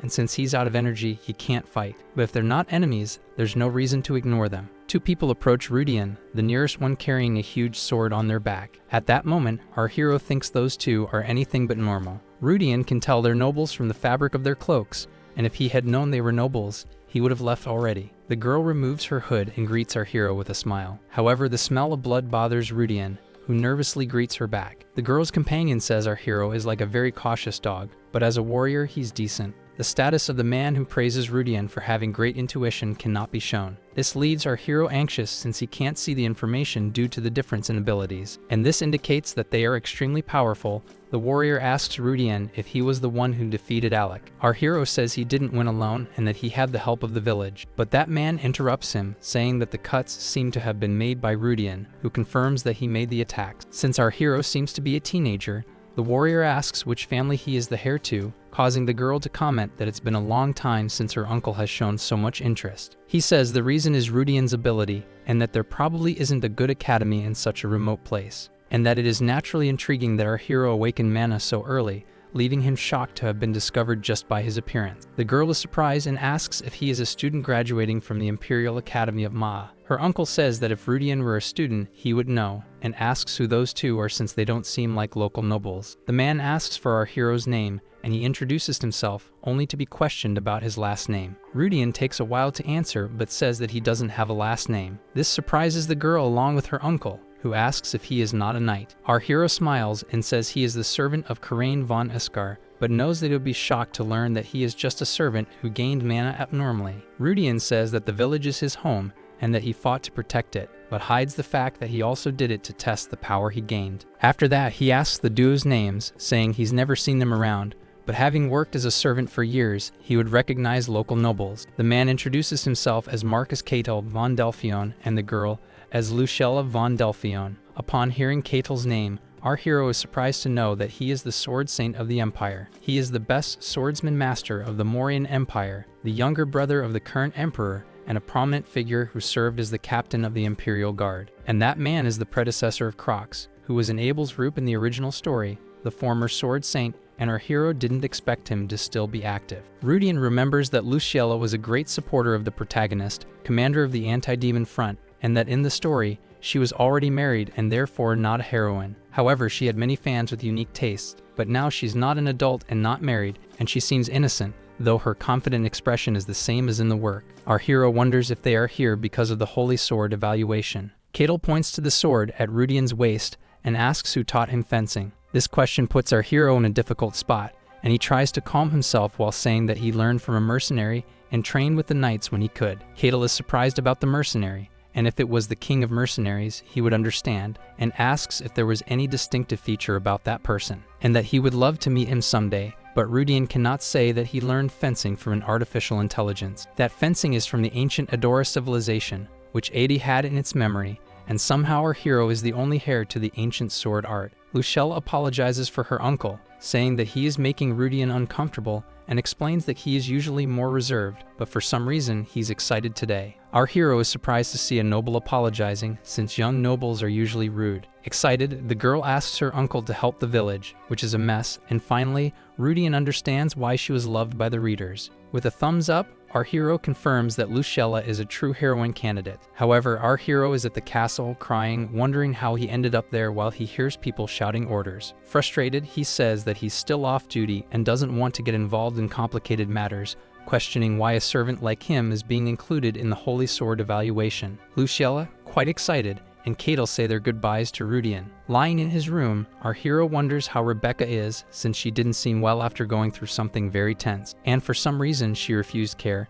and Rudian ended up being dragged back to the castle. But if he had stayed, he would have had to work helping with the repairs. Our hero comments, sweating nervously, that he didn't expect that smell he sensed in Kadel and Lucella. It came from the battle against the Special Unit Knights, and that only 2 people wiped out 500 elite soldiers. This makes Rudian wish to become stronger in order to recover all of Adi's terminals, and to control Diablo, he'll need to at least reach the level of a master. Determined, our hero understands that it's better to join the knight's training to maximize his abilities rather than work as a mercenary. From the window, Rudian can hear laughter and see the banquet, which makes him assume that if everyone is cheerful, then the matter regarding daylight has already been settled without issue. However, in 5 years, hell will come, and the parties will no longer happen. But until then, our hero wishes everyone can live peacefully and without worry. Arcadia informs him there are visitors, and Rudian turns to see who it is. Karine enters the room with Derek and asks why he isn't at the banquet. Our hero says it's normal since he doesn't have the status to attend, but the young noble asks why he's saying that. Since he is his attendant, he should be helping him at the banquet. Rudian apologizes and wishes Karine would remember that he's still on vacation. Noble Iskar accepts the apology, but Derek draws our hero's attention. He says he heard that Rudian achieved a new great feat, and Rudian thanks him, a bit confused. Our hero wonders how the news reached Derek, since normally after investigating such accomplishments, it would take days before being announced, which suggests that Kadel and Lucella personally informed the Count about his achievement, and that's unexpected. Derek says the Count is very pleased with it, but our hero is confused as to why the knight is talking so much. He continues, saying things worked out, but the Delphion family has one additional request. Rudian finds that interesting, but doesn't understand why Derek had to come to his room personally to tell him. Karine, acting proud, reveals that he's going to the Imperial Academy, where he'll study for 7 years, surprising our hero. He understands what's going on, since the noble earned the merit by recovering the sword, but the Count knows that if he causes problems, it'll be shameful. They expect Karine to attend the academy diligently to redeem his past disgraces, but Rudian knows that's just an impossible dream. Sir Derek says they also hope our hero will attend the academy. This surprises him, and he wonders, me. Kadel examines the sword and says it's genuine, claiming he can feel the unique sensation of a sacred sword. The nobles become excited at the news, saying it was to be expected. Marcus Delphion reveals that Simmer Dran was a powerful knight 50 years ago,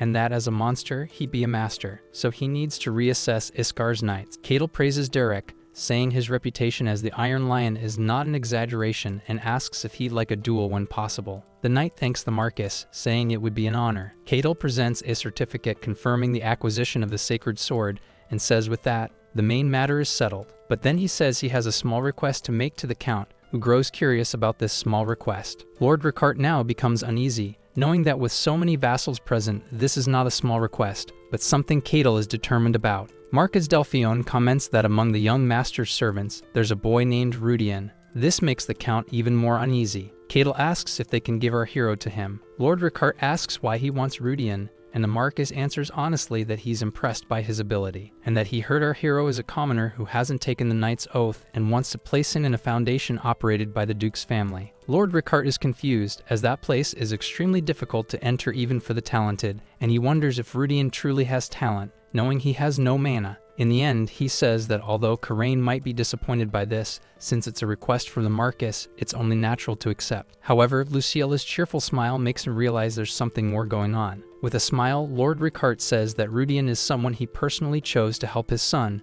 who will be the future local lord, and so he offers a counter-proposal. He says they will send our hero to the academy, and both families will support him until he graduates, and when he graduates, he'll be free to choose whom he wants to join. Lord Ricard doesn't know why the Marcus wants him so much, but if he is that valuable, he can take him back later, and Kadel agrees with the proposal. The Count decides to resolve his son's enrollment, and takes the opportunity to enroll Karine in the academy, which surprises Karine with what his father says. Derek finishes informing our hero that he will attend the academy as a transferred student along with the young master. Rudian sees no problem but wonders why no one asked for his opinion. In front of the castle gate, Kadel greets our hero. He remembers that Lucella said they would meet later and wonders if this was her plan from the beginning. The Marcus says that our hero has a week to sort everything out and then needs to go to the capital with him, while the young woman says that accepting the proposal was the best choice. Lucella says she's happy to have him at the academy, and Rudian replies that he's also happy to leave the obligations of being a servant, but it's a shame he will see Karine's next victim. Excited, our hero says goodbye and says he will see them again in a week. At a tavern near the village of Baron, someone laughs cheerfully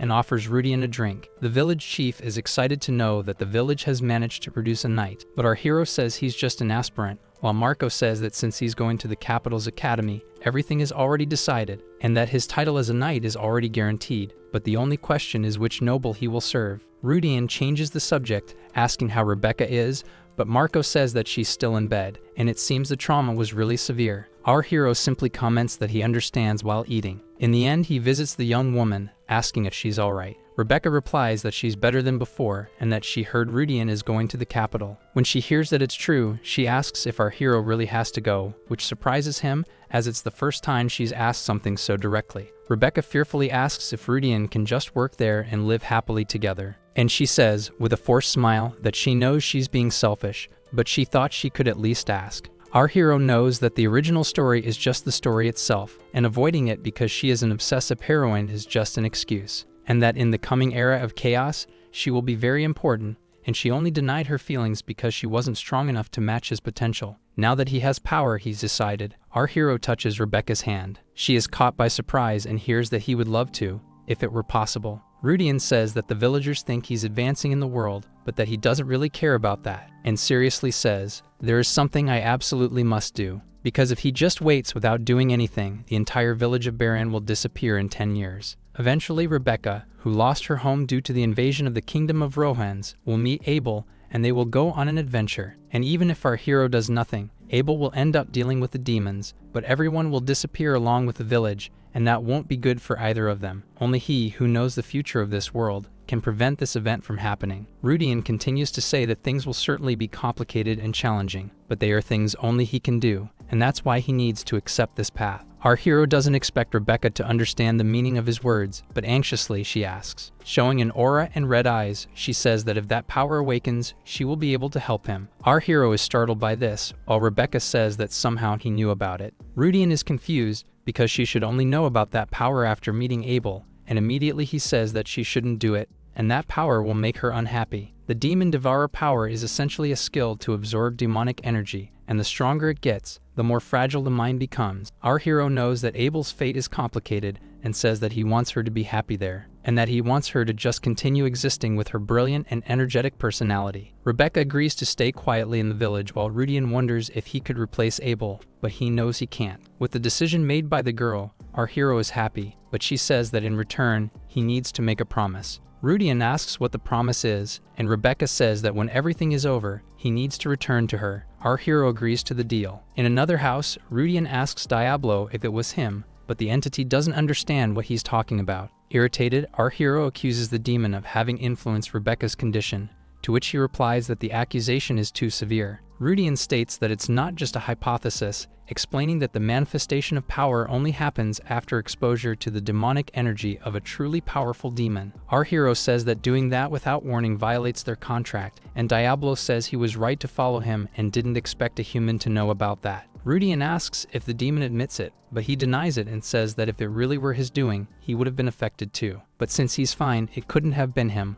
although, given his great power, at most it could have been an indirect influence. This information surprises our hero, who starts to understand that maybe. Rudian clutches his chest near his heart as Diablo says, "I see you finally understood." Shocked, our hero realizes that it was all his fault. The proof of the contract between him and Diablo is a small amount of demonic energy in his heart, and even though it's small, it's powerful enough to have affected Rebecca. Disappointed, Rudian asks the demon to warn him next time, but the entity replies, "Even if I had warned you, I don't think anything would have changed." Our hero just hopes that nothing else goes wrong. A week later, Rudian is with Karine. Both feel overwhelmed by the capital of the Mauryan Empire, a massive city with high stone walls called Nevin. Commoners and adventurers from various social classes walk through the streets of the city. Our hero smiles upon seeing different races in the capital, and it makes him feel like he really ended up in another world, and that the place is nearly 30 times the size of Castle Iskar. Karine pokes Rudian in the face and asks if he found something to eat, while commenting that both Durek and his father care a lot about our hero, and he doesn't understand why, though apparently they don't know that their servant awakened Mana. Karine says that his father ordered him to bring Rudian back to the Iskar family as soon as he graduates and asks if that's not strange. Our hero was confused about the unusual support from two families, but finally understands the reason, and that the Count certainly didn't send his son to say that in front of him. Karine says he believes in the friendship they built, and that his father told him to keep it a secret, but he thinks they don't hide secrets from each other. Rudian gives a crooked smile in agreement, but in truth, he only feels resentment for having to deal with the messes caused by that foolish noble. Karine says they should meet again at the academy, because since our hero is a commoner, he'll definitely be looked down upon, but if they're together, no one will disrespect him. Rudian knows that before disrespecting him, they'll throw out the noble who only causes problems, especially seeing him try to flirt with some of the local girls. Our hero is glad that the noble is no longer his problem. At the gates of the main residence of Duke Delphion, a man says he asked for the sacred sword to be brought, but once again they brought something strange. Kadel replies that it's just a hobby he developed in his old age, and asks his brother if he's not being too harsh. But Duke Vincent Delphion, head of the family, smiles, not believing that the Iskar family actually managed to find the sword. Our hero knows that this man is not only Kadel's older brother, but also the central figure of the Empire. Vincent holds the sword and says that it really happened as the previous generation prophesied. Rudian becomes curious about the prophecy. The head of the Delphion family says it's been a long time since Kadel coveted someone like this, and invites him in so they can talk. Our hero is surprised that he too will be allowed to enter, and that such an important person wants to speak with him. Seated at the mansion's hall table, Vincent thanks them for their hard work on the long journey. Rudian senses they're planning something. Since they brought him to that grand house, Kadel replies that the effort for the sacred sword is nothing more than expected, and asks his brother if he's not upset about the large payment given to the Iskar family, to which he replies that it's just something he had to endure. Kadel is curious and questions why someone with no interest in the Foundation's future, and who never cared about the children brought in, is acting so differently. Why did he specifically bring this young man here? Kadel asks again. Vincent lightly taps his teacup on the table to change the subject. The noble asks if he can call him Rudian, and he replies, "Of course, your grace." And now he asks if our hero is one of the people who directly participated in the conquest of the dungeon alongside the heir of Iskar,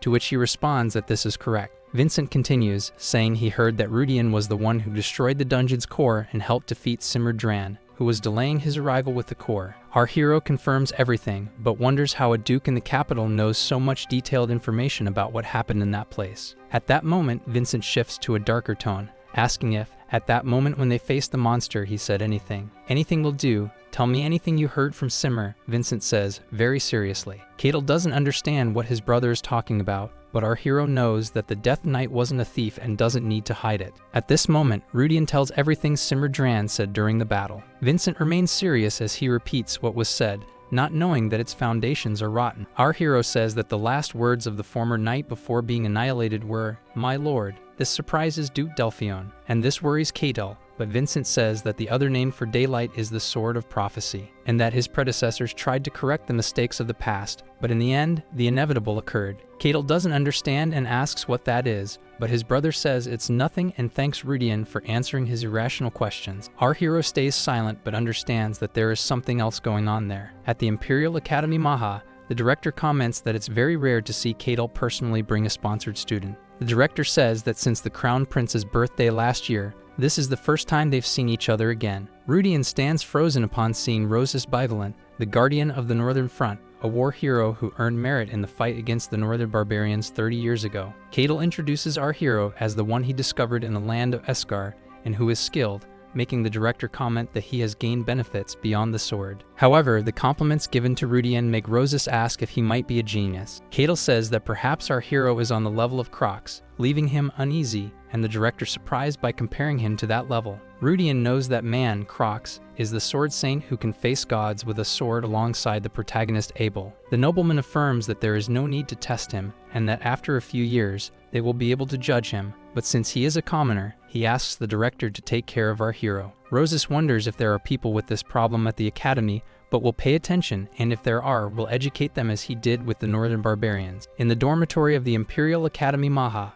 our hero is surprised to see that it looks like Karine's room, making him wonder if this is really a private room. Kadel says that this is where our hero will stay for the next 7 years, and asks if he likes it, getting curious and asking why Kadel is doing all this for him. Rudian says he checked the Delion Foundation contract, and that, besides the sponsorship along with Count Eskar, there is nothing like coercion or obligation. Kadel responds that the reason is to create a promising future for a young talent, and asks if that's not a sufficient reason. However, our hero says no, and it's too much money to be considered charity, and asks if that investment doesn't even have minimal protection in the contract. The noble laughs and says he heard that Rudian worked as Karine's secretary, and is really smart, but he made a bet with the Count, and after his graduation, Kadel turns around excitedly, adding, "You will join the Lionheart Knights or the Glory Knights." That's the kind of bet that was made. Our hero is overwhelmed and doesn't understand this bet. Kadel puts his hand on Rudian's shoulder and says that he just needs to understand that, and that's why there's nothing about obligations in the contract. Our hero smiles, but on the other hand, he has no intention of choosing either side and sees the academy only as an intermediate means for the future. Kadel leaves, eager to know which choice Rudian will make. Our hero smiles, determined that he will take all the benefits and run. Now alone in his room, Rudian calls for Diablo, who asks what he wants. Curious, our hero asks if the demon didn't feel any demonic energy in the Delion mansion, but even though it's a surprising question, Diablo says he didn't feel anything. Rudian asks again, infuriating Diablo, who says that even sealed and with almost all his senses blocked as a demon king, he would certainly feel that energy. Arcadia asks if something is bothering our hero, and he says there is. In the original story, Vincent is an unlucky person,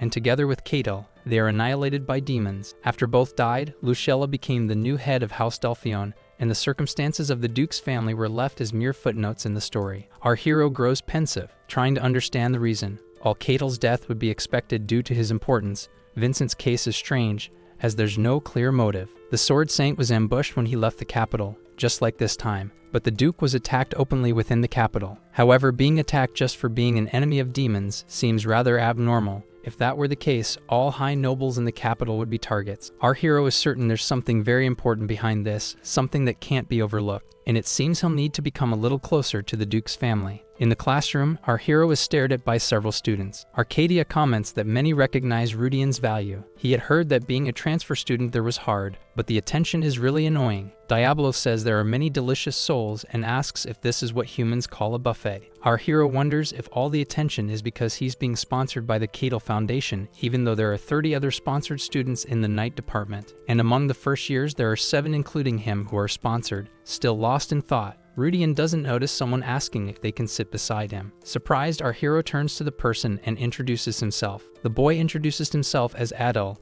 a senior from the same foundation as Rudian, and says he's happy to meet the transfer student everyone is talking about. Our hero grows curious and asks what he means by that. Adele replies that it's been nearly 10 years since there was a transfer student sponsored by the foundation. Rudian questions it, not understanding why it causes such a stir. Since he's not royalty, but a commoner, he finds all of it quite strange. The senior notices he doesn't get it and explains that transfer students are forbidden at Ma Academy, but Rudian says he knows that. Adel explains that the only ones who can override that prohibition are people with enormous reputations or close ties to the imperial family, and Rudian was brought in by Kadel. And since Crocs, the Delion Foundation hasn't accepted any new student sponsorships. This information surprises Rudian, learning that Crocs was tied to the Foundation. Hadel mentions that Karine, who gained fame for recovering the sacred sword, is also gaining attention for the same reason as our hero. Rudian remembers that the senior is in the same night department as the young Iskar, though in a different class, and that he won't visit him directly. Adel reveals that he's there due to special instructions from the student council president, and our hero becomes confused about who that is. With a smile, the senior reveals that Lucella is the council president and says that since Rudian knows Kadel, he's surely heard of her. Our hero is surprised to learn that the young Delphion is the student council president. Adel says that commoners entering the academy often don't know what to do, and that they have a tradition where seniors guide them, and he's there to be Rudian's guide. And since they're both in the night department, it would be a shame if their first meeting ended with only a formal introduction. Smiling and cracking his knuckles, Adel says that as aspiring knights, they should begin with a more physical conversation. Since everyone there is nice, the senior says Rudian doesn't need to be nervous, but that only makes him even more uneasy. At Maha Academy's training grounds, our hero arrives with Adel and notices 3 more people waiting. A boy introduces himself as Oliver Dran and says it's good to meet the popular newcomer, while the girl named Claudia Rage says she was expecting a monster. Both are 5th years. Adel points to a girl who looks ready to cause pain to our protagonist. Her name is Karen Letitia, in the graduation class, and after introducing herself, she asks if Rudian is really the talented one brought by the Sword Saint. Our hero says it's just because Kadel favors him, but the senior doesn't agree and thinks it would be good to test him. Excited, Karen challenges him to a duel, leaving Rudian completely enraged. She tosses a wooden sword to our hero and says she won't use her full strength against a newbie, that she just wants to see his abilities. With a burning battle spirit, the veteran tells Rudian to go all out, to which he responds that her expression doesn't match her words. Karen says she won't eat our hero alive, but just wants to taste him, and at that moment, Adel tries to intervene but receives an elbow to the neck. Oliver says he's curious, and Claudia mentions that until now, Sir Kadel had personally selected only one person, Sir Croc. In tears, our hero realizes there's no way out and wonders if he should just end them all. Karen gets curious upon seeing Rudian's unusual posture and asks what the name of his swordsmanship style is. Our hero responds, saying it's the Adora style, a sword fighting technique. The veteran doesn't recognize the name but confidently calls him to the fight. Rudian replies, with pleasure, and quickly advances with a direct attack against the veteran. She smiles and blocks the strike head-on. Karen deflects our hero's attack, dodging effortlessly. The veteran takes advantage of Rudian's open guard and attacks him, but our hero manages to dodge the strike. Both continue exchanging blows, but Rudian is clearly struggling. Claudia and Oliver are disappointed by the many mistakes, seeing that our hero can't maintain his center of gravity and his movements are too light. Rudian attacks again, but the veterans wonder if his posture isn't a mess. Arcadia gets angry and starts saying that this is a swordsmanship art that can even defeat gods, and that they don't know how much time and dedication its creator took to make it. Adel says that Rudian doesn't need to hide his abilities, not knowing that he is doing the best he can. Karen and our hero stare at each other again, swords in hand. However, the veteran thinks it's amazing and says they can't understand without facing him. It seems as if our hero is just swinging the sword randomly, without any center of gravity. Karen feels the pressure as each strike targets every area, while each movement leads to organic responses, blocks, and counterattacks. That's a swordsmanship art made to annihilate opponents, and it's impressive, but it's obvious that Rudian doesn't have mastery and certainly wouldn't be at a level to interest Kadel, and maybe there's something hidden.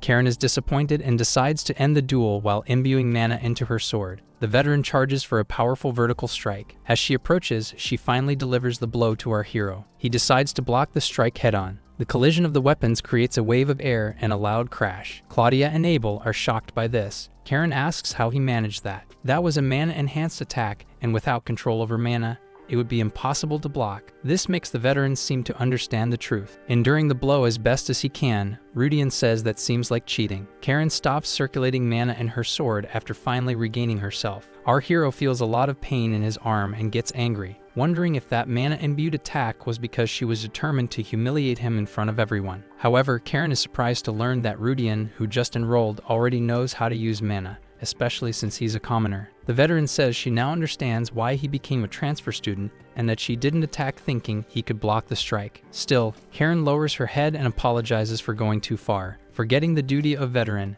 and enchanting the sword with mana. Angry, Rudian says he hopes this doesn't happen again, and even though he knows Lucella had good intentions, maybe she's terrible at judging people. Apologizing, the veteran says she will accept any request from our hero in exchange for his forgiveness, knowing she made a mistake attacking the novice with mana. Oliver is shocked to see Karen apologizing, while Adel is surprised to know that Rudian blocked the mana-enhanced attack. The door to the room opens violently, and a man questions Karine about all the commotion. He's here to check who the new student is under his lady's orders. Oliver tries to explain. However, the veteran continues, saying he can tell just by looking that she went too far testing the novice and ended up being hit once. Kepler places a hand on our hero's shoulder and apologizes on Karine's behalf, saying there was no malice involved. Rudian is surprised and even scared to know who that person is. During Chapter 2 of the story, in the War of Superhumans, he appears as the main villain against the protagonist's group. And that guy, introducing himself as Elvin Kepler in the original story, was the one who assisted the final boss. Elvin says he'll arrange another meeting since Karine has a very aggressive personality. The veteran says she doesn't need his help, but Kepler says that during the welcome meeting for the new students, things like groups and positions shouldn't matter, and that he's there because Lady Lucella asked him to be, and he doesn't think they're in a position to disregard her authority. Elvin asks if he's wrong, leaving Karine without an answer. He continues, saying that as a senior student, he will take responsibility for what happened. Our hero, on the other hand, had no plans to associate with those people, but the one trying to create connections is Kepler, so the story is different. Smiling, Rudian agrees with the veteran. Arcadia comments that our hero has gotten too relaxed lately, and he admits to being relaxed, but says there's nothing he can do when he's this comfortable because of the bed, and that he's happy to be far from Karine. Adi asks if he won't try to learn more about Kepler and his group. Disheartened, Rudian agrees and says he didn't expect to hear that name at the academy. Our hero remembers that during the Superhuman War, the conflict was due to social class differences, and that Elvin appeared as a villain, but not a true enemy, and that it's already been 3 days since he last heard anything from him. But thinking back to the original story, Rudian believes he knows what Elvin might be doing. Smiling, our hero decides he'll be the one to approach Elvin first. Rudian tells Diablo that if they have to fight demons, he'll need to borrow his powers, and Diablo replies saying he'll be glad to. The demon says he doesn't know what happened over the past 10,000 years, but he's angry they're planning another invasion of the mortal realm without him, and he asks if they really dare to steal the conquests he's planning to achieve. Rudian wonders if all the demon kings are like this. Arcadia comments that our hero is worried about those people, and he replies saying he wants to make them his allies. Diablo asks what's so impressive about them. Smiling, Rudian knows that Elvin Kepler isn't just a knight, he's a psychic. Now the secret organization of psychics must be expanding its influence in the shadows, and because of their powers, they're mocked by the mages. This turned into a great tragedy for humanity, because the psychics decided to remain neutral during the Second Demon War, causing the loss of countless lives. However, they planned to earn fame by defeating the demons once the mages' forces were weakened by the hellish monsters. But by then, the war would have already ended thanks to Abel and his companions, making their plan fail and forcing them into the background. The Superhuman War, which wouldn't have happened if the psychics had joined the Demon War alongside humanity, preventing countless deaths. Our hero says he hopes to make those people participate in the war that is to come. Diablo laughs and says he loves Rudian's method of dragging others in to use as shield, but that with his current abilities and status, it's impossible to attract anyone. Irritated, our hero says those things aren't a problem. If he has the right cards to satisfy the other side, any deal will be a success, and Rudian knows many pieces of information that can be used as cards. Excited, our hero invites Arcadia and Diablo for a stroll through the imperial capital. In the bustling western district of the capital, Niven, a hooded person says that this is the place. Elvin asks if they didn't turn down the wrong street, since that area is heavily patrolled by the guards, but the woman says her information network is excellent, surprising Kepler by knowing that street is under demonic control. Removing her hood, Maria Kepler says that if it involves demons, then it's connected to the temple and therefore trustworthy. Elvin says that even if they're right, the street is full of nobles and it will be impossible to deal with them if there are mass casualties by accident. Maria says not to worry, because in case something happens, she brought a secret weapon from their family, surprising her brother. Smiling, the young Kepler reveals an hourglass that emits great magical power. Elvin asks if she really brought such a matchless level artifact, and says they need to be discreet, even if it's a complicated situation. But his sister says that's exactly why she brought it, since they don't know what might happen. Elvin seems tired of the conversation and turns, saying that their mission is important and she needs to find traces of the demons. Del Luda and Nell Luda assure they'll do the job without issue. Maria praises the Luda family for being able to detect people's energy even in crowded places, and says it's a shame her brother took them away from her. Elvin asks her not to say that because it's for the good of the cause, whether they caught him or not, since soon she will be leading everyone. In the unauthorized entertainment district of the capital Niven, Arcadia comments that it's not a good place, seeing that there are poor people, criminals, and women of the night around. Eddie asks what Rudian is planning to do there, and is surprised to learn that he doesn't want to do anything in particular, at least for now. At this moment, the secret organizations are building their power in the shadows, and there must be territorial disputes against the demons who are preparing for war. Our hero asks if Diablo can feel shocks of demonic energy in the capital, and he responds affirmatively, saying that the city can't escape his senses. This excites Rudian, who wants to join, naturally, in the fight between the demons and the psychics for territory. It would be impossible for one of them to be managing a place like this. They would certainly be lower demons or lackeys. Rudian remembers what Alec said during the fight in the village of Biran, and knows that it will be perfect if he can get involved with that noble. Gus von Belstead, the demon's puppet and the one responsible for the attack that took the life of Kadel's brother, is the main person that must be eliminated now. As our hero thinks about Elvin Kepler's location to later deal with Gus, a hand grabs his shoulder, calling him. A man asks why he's wandering around there and says that if he's a stranger, he'd better leave while they're asking politely. Smiling upon seeing that a guide has appeared, Rudian questions, "What does this have to do with what I do?" Irritated, the man asks what he just said, but our hero grabs his shoulder. Rudian imbues mana into his hands, and with force, squeezes the man's shoulder. The force is so much that it makes him drop to his knees on the ground in pain. This makes the man start trembling from fear and pain and ask,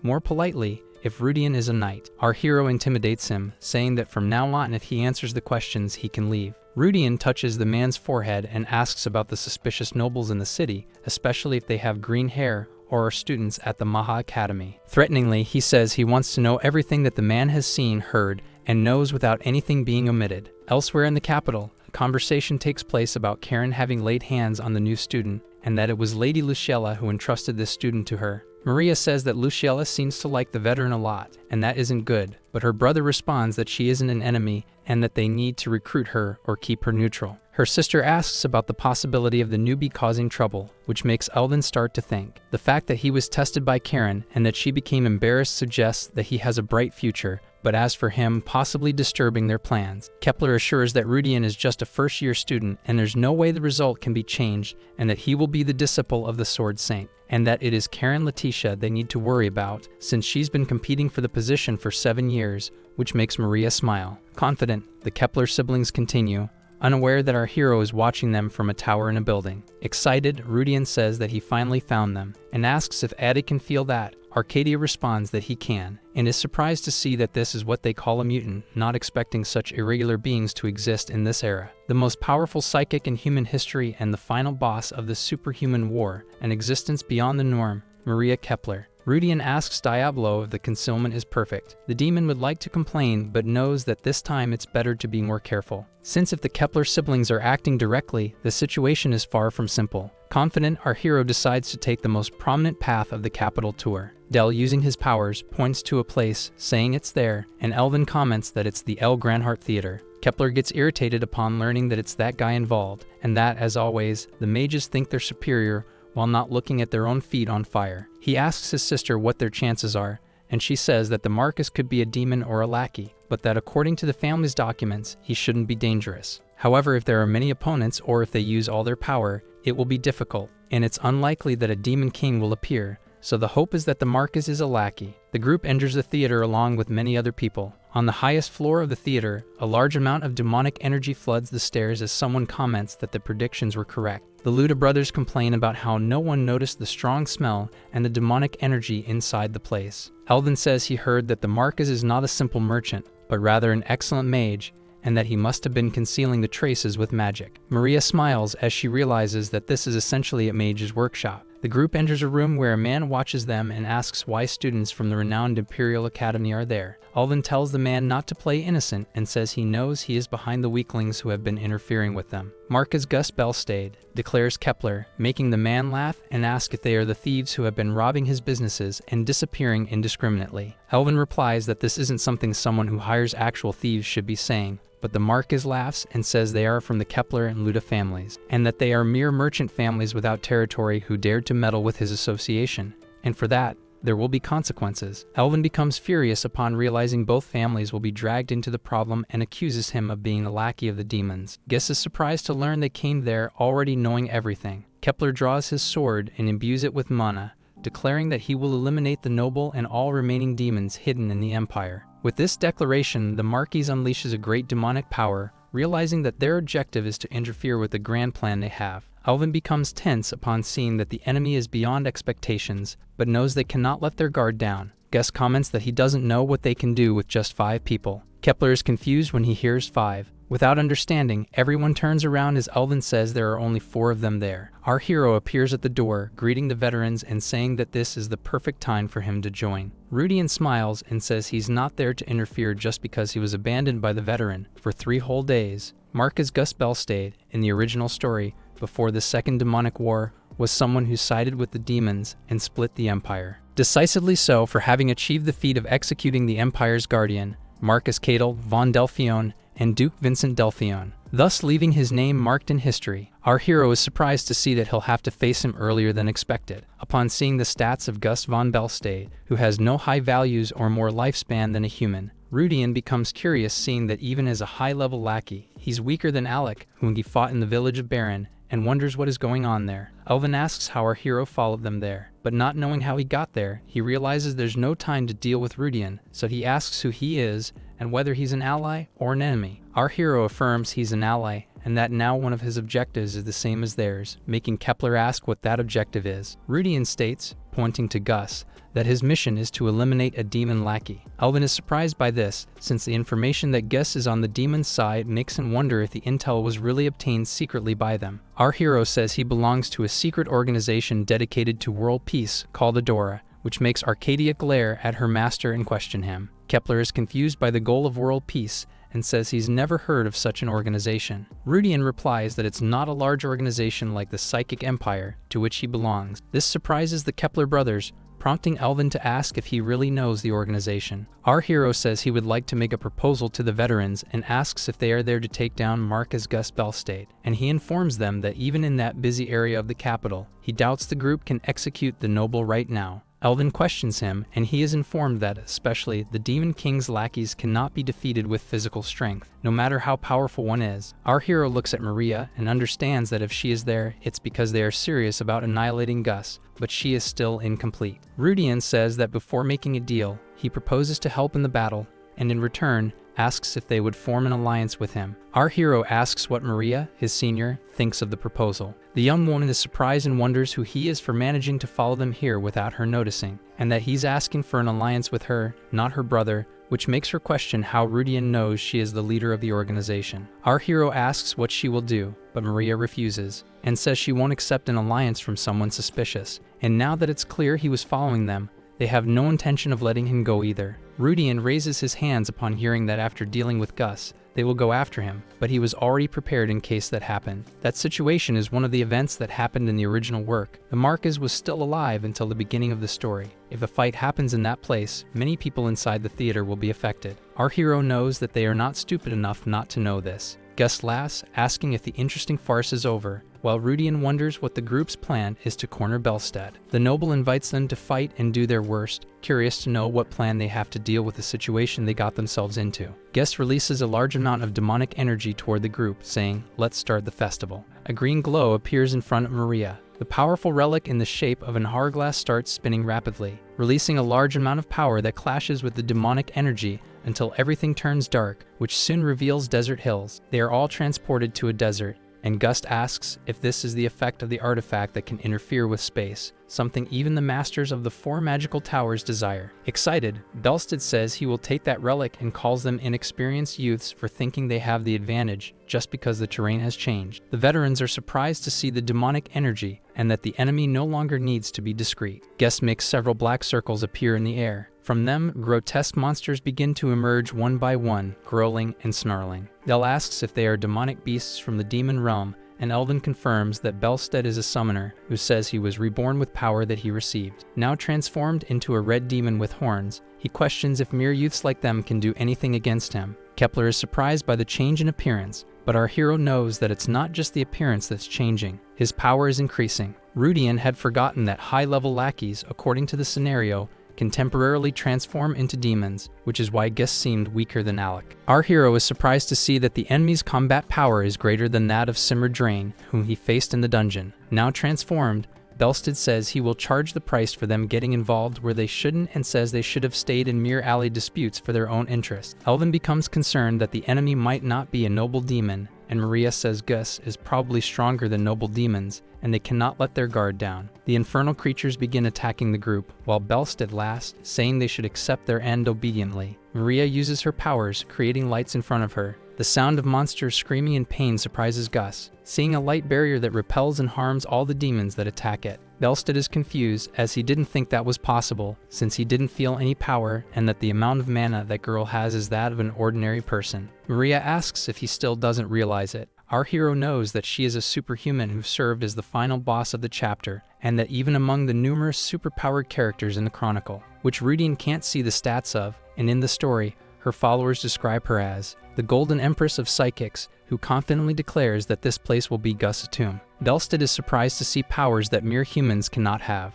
Maria ascends to the heavens, radiating golden light, saying that even though he sees it, he cannot accept the truth before him, and no matter what he does, the result won't change. The young Kepler completes, gathering energy in her hand. Fearful, Gus calls for his lackeys and commands them to destroy that woman right now. The demonic monsters are frightened by what they see. Belstead is surprised again and wonders if he is hallucinating, seeing countless giant rocks being summoned in the sky. Fearfully, the demon asks them to wait and suggests a deal. Maria questions him, but says she will give him all the interest beneath the earth. Gus says he will talk to his master and arrange a non-aggression pact, which is what they wanted from the beginning, and that if they want, he'll even offer his share in the association. But the young Kepler starts laughing. Then she becomes serious again and says that it's actually funny, while directing her hand toward the demon. Gus, terrified, begs her to wait, but the massive boulder crashes into Belstead and the demonic Hydra. The debris begins to wipe out the remaining hellish monsters. Our hero feels a bit intimidated seeing all that power from the Queen of Psychics and knows that in the future, he'll need to turn Maria into his ally. A crater appears where the enormous rock fell, having devastated all the demons. Elvin asks if Maria finished off Gus,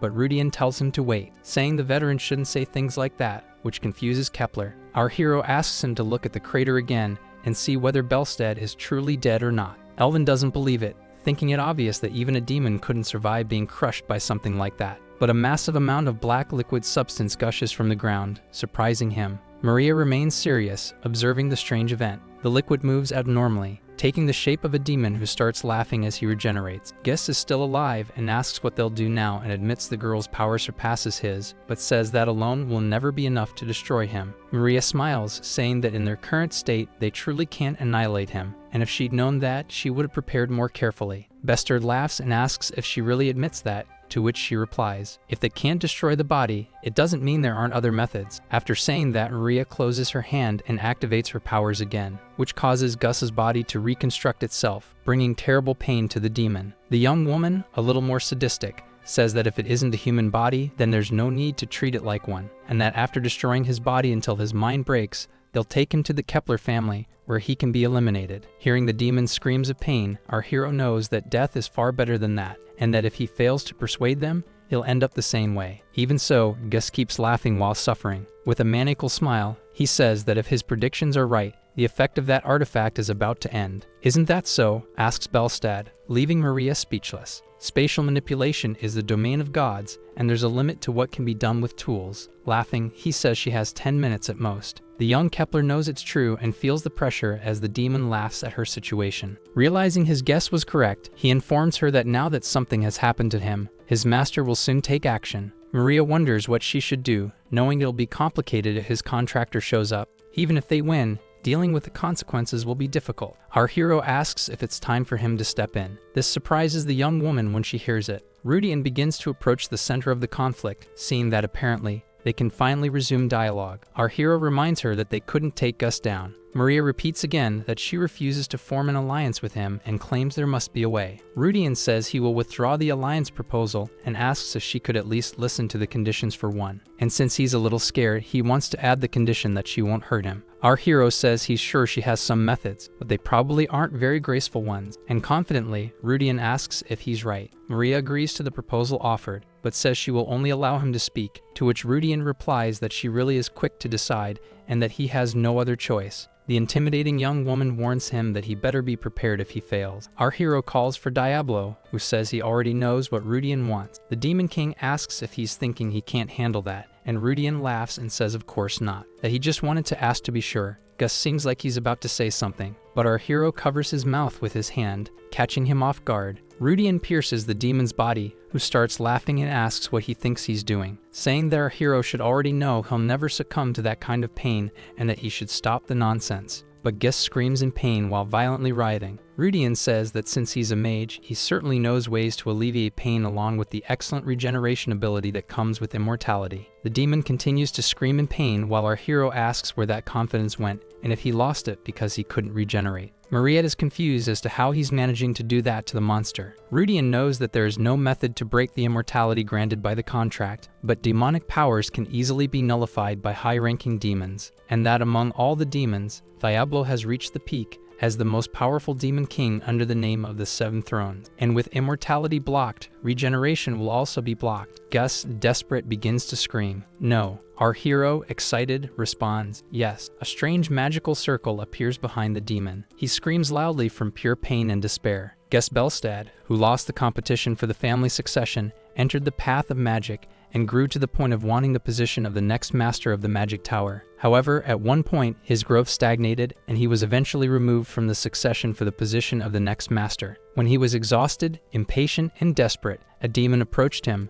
and he finally succumbed to temptation. After becoming a puppet of the Demon King, Gus annihilated his own family and rose to the position of Guild Master, becoming the largest source of resources for the Imperial Demon forces and taking on the role of connecting demons with nobles. Our hero begins to absorb mana for himself, certain that no matter how blocked the path to magic is, joining the demons is unforgivable, and without Belstead, the demons in the capital will lose a lot of power. Rudian notices that he gained 5 mana, and that's little compared to when he defeated Castley. Maria descends from the heavens and asks how our hero managed to finish off Gus, but she is surprised by what she sees, a demon sword in Rudian's hands. He confirms what that weapon is and asks if there's a problem with that. Maria becomes serious, questioning if he's really serious with what he just asked. But our hero asks her if he looks like a human who lost his mind, intoxicated by demonic energy. This leaves the young Kepler speechless, and that if he were the host of a demon sword, it wouldn't make sense for him to destroy a lackey, and that no one has ever dealt with demons using a demon sword. Diablo, laughing, says that in the past he has seen many humans do this before, making Rudian ask him not to ruin things. Our hero understands the veteran's concern, but asks her not to ignore the situation in front of her. The demon says that the common sense of today seems quite different from what he knew, and Rudian asks him to be quiet. Maria is deep in thought as she watches our hero argue with the entity, knowing that it's not important where he got it from or how he manages it with a clear mind. What matters is keeping the promise made, and so she apologizes for reacting insensitively. Decided, the young woman says that now they will listen to the proposal that Rudian mentioned. In the dormitory of the Ma Academy, in Maria's room, our hero talks with the young Kepler. She introduces herself again as the next leader of the Psychic Empire, Maria Lou Kepler. Rudian introduces himself as an official member of Adora, the secret organization for the protection of world peace, leaving Arcadia speechless. The young Kepler says that she doesn't know if the words world peace are truly sincere, but praises our hero's performance in the battle. And yet she still doubts him, as among the organizations that her intelligence department knows, there is no name like Adora. Rudian says that it makes sense since they are few and elite, but wonders if they consider just one person as an organization. Maria decides to get straight to the point and asks what benefits they could gain from this alliance. Our hero smiles, knowing there would be many to list, but that it would be enough to present the minimum to persuade her, and that it would be a condition she couldn't refuse. Rudian says that there are several secret organizations, and the reason they've approached the Psychic Empire is that they meet the conditions they want, and there are 3 conditions. The first is not to be evil.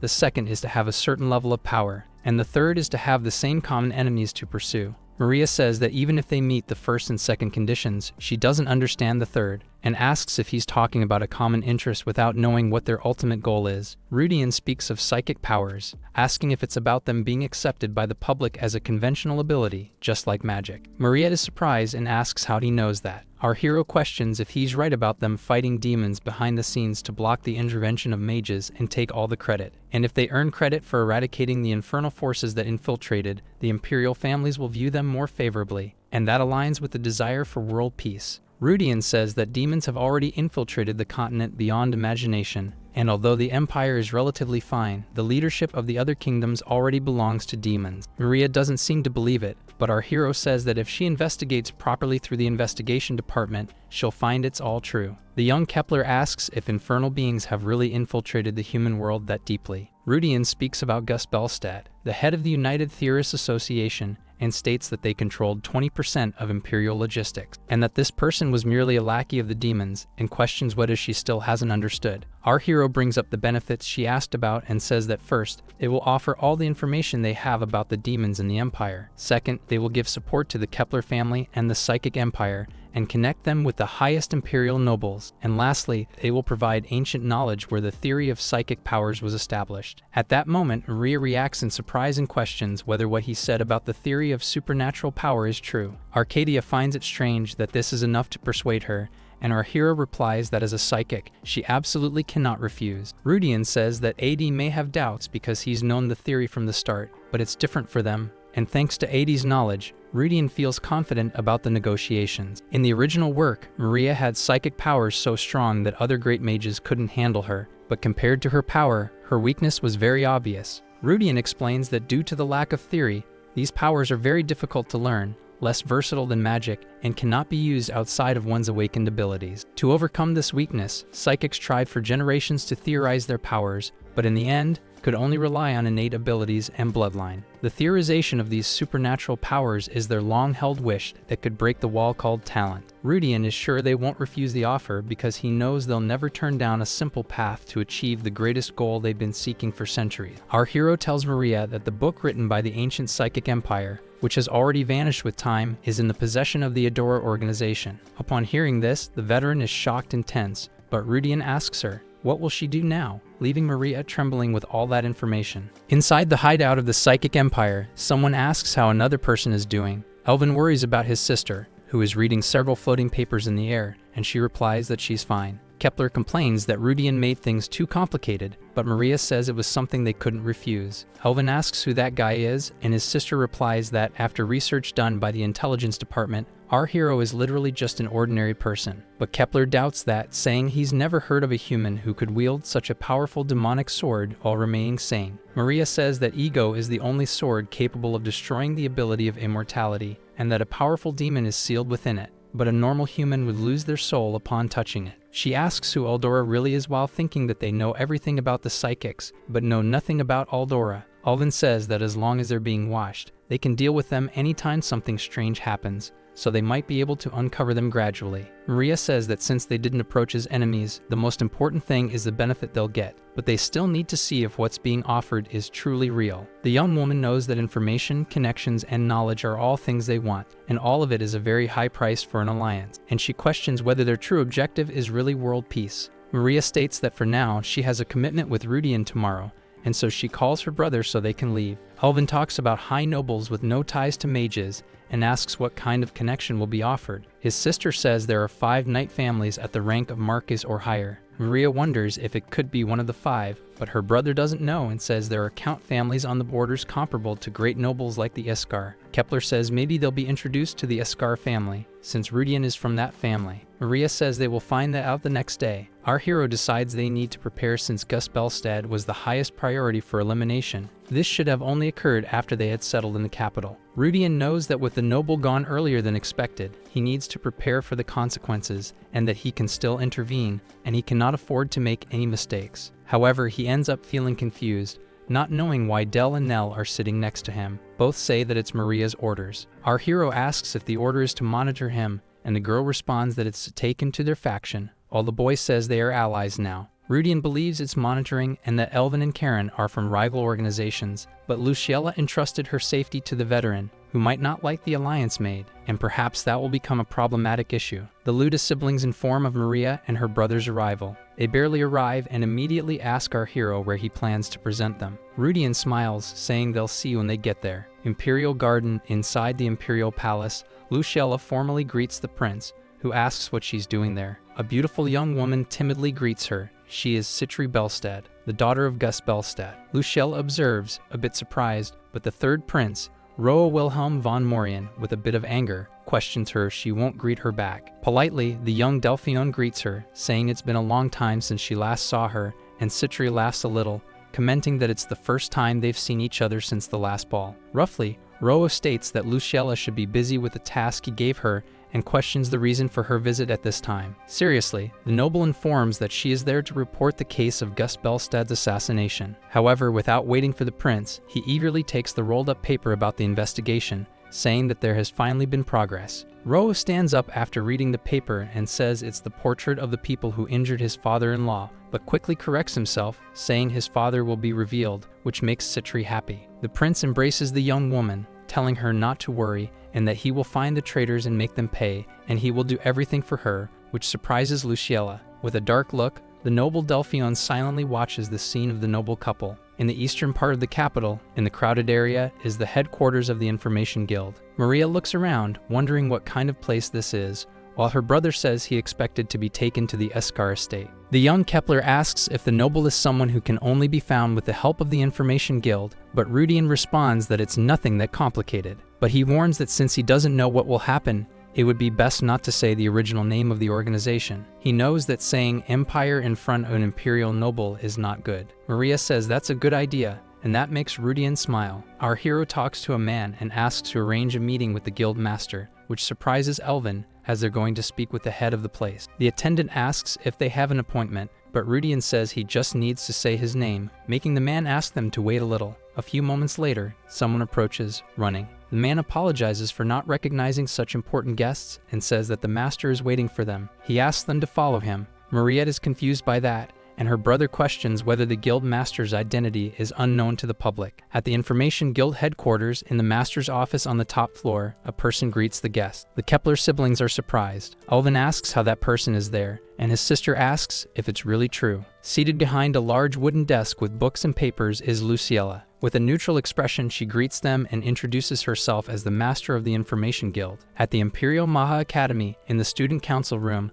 Lady Delphion cheerfully welcomes Rudian. She says she's glad to see he's well and asks if he's having any trouble in dorm life, but our hero says he's fine, and that he truly wants to stay there for the whole year, far from Karine. But Rudian wonders that even though he doesn't know when he will be expelled, how can he feel discomfort in paradise? Lucella laughs at that, and our hero comments that the workload has increased and is informed that a recent incident occurred. Rudian says that the Information Guild must be very busy and that the shoulders of Lady, who is the master, must have also become very heavy. The young Delphion says it was already complicated, and now with that scandal that occurred, but she doesn't finish speaking as she notices something. Surprised, she asks what our hero just said. Rudian, with a smile, replies that her shoulders as the guild master must have gotten very heavy. Lucella quickly grabs the sword near the table, and with a movement, sends several papers flying as she stares at our hero. She points the sword at Rudian and questions him about his true identity. He answers that he is Karine's servant and now belongs to the Delion Foundation, but our hero was surprised to see that she had hidden that weapon there. Still serious, Lucella says that's not the answer she wants, and that she'll ask another question. First, how does he know she is the master of the Information Guild? Rudian says the guild is a contradictory existence,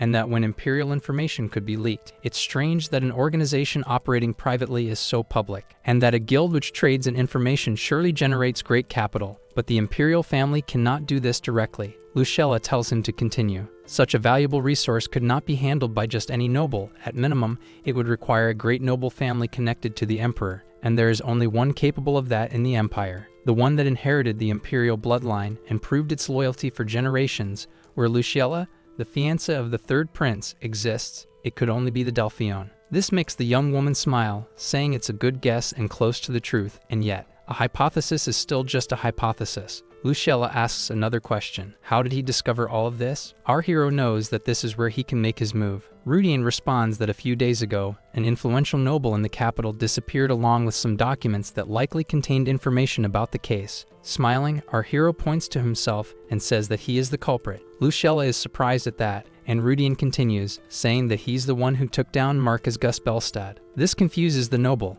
and she asks if he's saying that he's the person behind the unprecedented incident where a noble was assassinated in the middle of the capital. It really is him. Lady Delphion becomes much more serious, but our hero says she seems not to believe him. Lucella says the jokes are going too far to say something like that, even though she knows he's exceptional for his age, but he doesn't have the ability to assassinate Belstead. Smiling, our hero says it would be difficult alone, and that a student from the academy couldn't defeat a dark mage who is a demon lackey by himself. Rudian understands she already had suspicions about Gus being a demonic puppet, and he asks if she isn't curious about how he knows her identity and how he knows about the demon's existence. Our hero asks for a meeting directly at the Information Guild tomorrow with those who have joined forces with him. Elvin asks if Lucella is really the master of the place, and his sister is still surprised to see that the secret identity of the guild leader is indeed her. Lady Delphion gets up from the chair with one hand on her head, saying she is just as stunned as they are, and asks if they really assassinated Marcus Gus Belstead, leaving the Kepler siblings in shock. Our hero hugs Elvin, saying they had been monitoring the demon's movements together and finally found the trail of the demonic forms that had infiltrated. Kepler becomes furious, but Rudian says Gus had secretly been working as a lackey for years, and when they eliminated him, they secured evidence, and among it there was a piece of information that had her name. This surprises and confuses Lucella, hearing her name was in the information. Belstead had chosen the third prince to expand demonic influence within the imperial family and intended to use him to usurp her position as master of the Information Guild. And for that plan to work, he connected his adopted daughter to the prince and tried to create a division between the heir and Lady Delphion. This leaves the noble confused. Before the main story, Lucella was to be the third prince's fiancé, but now they're before the engagement, and originally, she would break off the relationship and end up losing her position. Our hero says they created this situation to reveal the truth to her, and that visiting the guild and presenting the evidence would be more convincing. But she says it's a plausible story, yet there are two standing questions. How did he manage to find the demon's traces that even the imperial family and the guild couldn't? And how did they deal with the demonic lackey they discovered? Rudian says he can answer both questions with one answer, but knows that's as far as he can go, and now he needs to pass the turn to. Maria introduces herself as the leader of the supernatural group, the Radiant Psychics, and says it's a pleasure to greet her. Our hero is confident that the combination of these two people will have great synergy, and he wants to see how it will unfold. Lucella questions the name of the group, and Maria confirms that she is correct. Lady Delphion says she didn't think there was an unidentified group in the Empire, and that this is beyond absurd, leaving her speechless. Maria says it's understandable since there are no historical records about them, and that they are simply a group that shares the same ability, known as psychic power. Lucella asks if she really said they possess psychic powers, and the young Kepler confirms that she is correct. Maria makes a chair levitate with her powers, explaining that psionic powers are precise. Seeing that happen leaves Lady Delphion confused, until she is surprised to see the chair starting to break. Maria continues, saying that this is the kind of power causing the furniture to shatter into pieces, and shortly after, it begins to turn into a wooden ball, which falls to the floor. Lucella says that this is fascinating and reveals that she knew of the existence of these powers, but had heard they disappeared long ago and were overshadowed by magic. Maria says that psychic powers are not abilities that should be overshadowed by magic, but it's true that there are those who use this power. Lady Delphion picks up the wooden ball from the floor, saying she didn't expect to see these supernatural abilities that only exist in fairy tales. Lucella says, let's say they defeated Belstead with psychic powers, and if such people created an organization, it wouldn't be strange if they found what we couldn't. However, she knows they didn't come all the way there just to report that fact and asks them the real reason they are there. Our hero knows there are many suspicious things but confidently says he will speak. Rudian and the Kepler siblings kneel and ask Lucella to become their sponsor. After a while, some steps echo through the office. Lucella says they want psychic powers to be recognized just like magic, and Rudian says they just want to serve as an honorable pillar under imperial orders. Our hero says that if their military power and the support she can provide combine, they will be able to deal more efficiently with the demonic forces that exist in the Empire, and Rudian thinks that this will allow them to involve the Sword Saint Kadel. Lucella becomes thoughtful, knowing that she really has nothing to lose with this proposal. Information about demons in the Morian Empire is being gathered from many places, and at that moment, a letter with useful military power rolled itself into this. Lady Delphion says that she can't decide alone and will contact the main family, knowing that this alliance proposal came at the right time and cannot be rushed. With that, our hero says they will be waiting for a response. After everyone leaves the guild, Maria says it's time to ask, how did Rudian know that Lucella was the master of the Information Guild, and if Adora had anyone from the Imperial family? Our hero thinks about having someone from the Imperial family involved. However, he says he won't answer that question, and even though they are allies, he cannot show all his cards. But in reality, Rudian is tense, knowing he doesn't have an answer and that he needs to bluff a bit so that they won't easily doubt his power. And what they are not concerned with his power, but rather political status, since in the original work, without that help, they ended up feeling miserable. Our hero swears that he will make the psychic empire proudly recognized as one of the pillars of the empire. Maria asks why he's doing so much for them. Rudian knows there are many reasons, but the biggest one is not seeing the light, not walking the path they want to follow. That's a huge waste. Elvin becomes curious, and Maria asks what Rudian is talking about. Our hero knows they have power and a cause, but they were created to make Abel's root famous in the original story, and that, in fact, his favorite character was none other than Maria Kepler, who is right in front of him, and that outside of the tale, there was someone rooting for them. Our hero wanted to prove to them through actions and sincerely asks them to hang in there. A carriage crosses the open city gates in the middle of the night, and someone asks who could have done that. An irritated woman asks if Seer has any suspicions. A demon made of black energy apologizes for not having found any clues yet, but the human asks if he has no concept of the time lost with Gus. The infernal being reports that recently the Rohans sent a warning, and he wonders if it's related to the case. The woman laughs and asks if he's talking about the story of the Lich who was a court mage and suddenly perished. The creature replies that yes, that's the one. The demon says that Castley was one of the central forces on the side of the Rohans, and there was a report that her magical residue was found near the Imperial border. This makes the human laugh again and question if that stupid Lich hit her heart in that place, and for overthinking things, was easily defeated. Irritated, she says that if no traces were found even after using mages, then it must have been a spatial-type magic or artifact, and they cannot tolerate unknown forces. The woman orders the creature to find clues about the enemy and report back. The demon quickly vanishes, saying it will do as ordered. Still irritated, she says they are almost there. Citri shows killing intent as she says it doesn't matter who did it. At the Maha Academy Training Center, a sword is swung during training. Our hero does his morning swordsmanship training, knowing that for the next 5 years before the start of the original story, he needs to reach the level of a sword master. Some boys tell Rudian not to push himself too hard and that if he's bored, he should try going to places like balls. He'd be welcome anywhere as a student. Our hero is happy to see that people's personalities aren't as bad as he expected, since he was prepared to be discriminated against, thinking that all nobles were like Karine, or maybe they're being nice because he has Lucella's support. Elvin arrives at the training grounds and comments that Rudian is working hard over there. Our hero greets him when he sees him, but wonders what the senior is doing there and if Maria left a message for him. Elvin comments that he heard Rudian use mana when he trained with Karine, but already expected it because he can control a demonic sword. Rudian says it sounds like there's a spy around the senior, but Kepler reveals that the one who said it was Karine herself, leaving our hero confused, and that, in fact, he bought her off with a parfait and she told him everything, and that they currently don't have a bad relationship. Elvin says they were childhood friends, and before they matured, had promised to marry, but the reason they grew apart was because he began coveting her position, and that he couldn't let her handle everything alone and chose that path to become the disciple of the Sword Saint and gain knights for Maria. But if they gain the support of the Delion family, then there won't be any more reason to be the disciple, and his relationship with Karine will return to normal, and for that, he's grateful. Our hero isn't very interested in that, but Elvin says that separately. Rudian has a lot of strange points, like the demonic sword, and that his swordsmanship is very odd, and he has terrible proficiency in handling a sword. Kepler quickly draws his sword and places it near our hero's neck, saying that because of those contradictions, he can't trust him. Rudian seems tired that Elvin is only now saying this.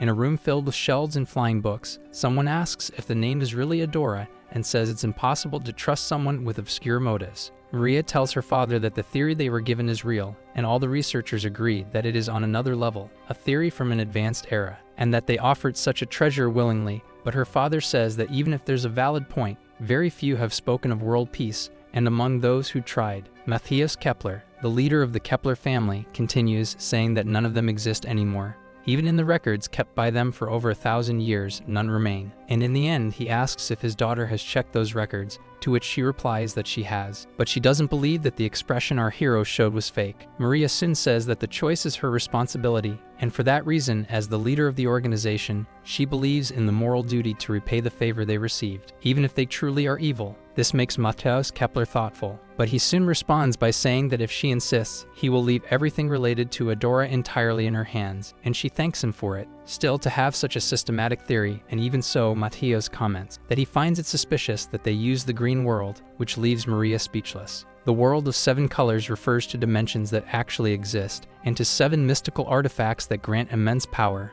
Among them is the green world, which symbolizes psychic power and is a relic that enables the use of powerful psychic abilities. In the Maha Academy training yard, Elvin continues to glare at our hero for not being able to trust him. And that above all, the decisive factor is that he knows about the green world that his main family possesses. Rudian asks if having this knowledge is a problem, and Kepler says it absolutely is a problem because very few among them know about it. Our hero understands why. When he proposed using the relic, Maria was also very surprised. Rudian says he doesn't think it's such a big issue while manipulating power with his hand, and that it's not as if he was trying to steal it or didn't care about how it happened. But once Maria accepted the proposal, he paid the fair price for the power. With a sphere of earth in front of him, our hero asks if Elvin knows that the psychic power gained using the authority of the green world is merely at the beginner level. Elvin says he knows what he's doing is wrong, and Rudian comments that even though he knows, he still does it, but Kepler says that, however, when he took all the magic books from the Gus Belstead's library,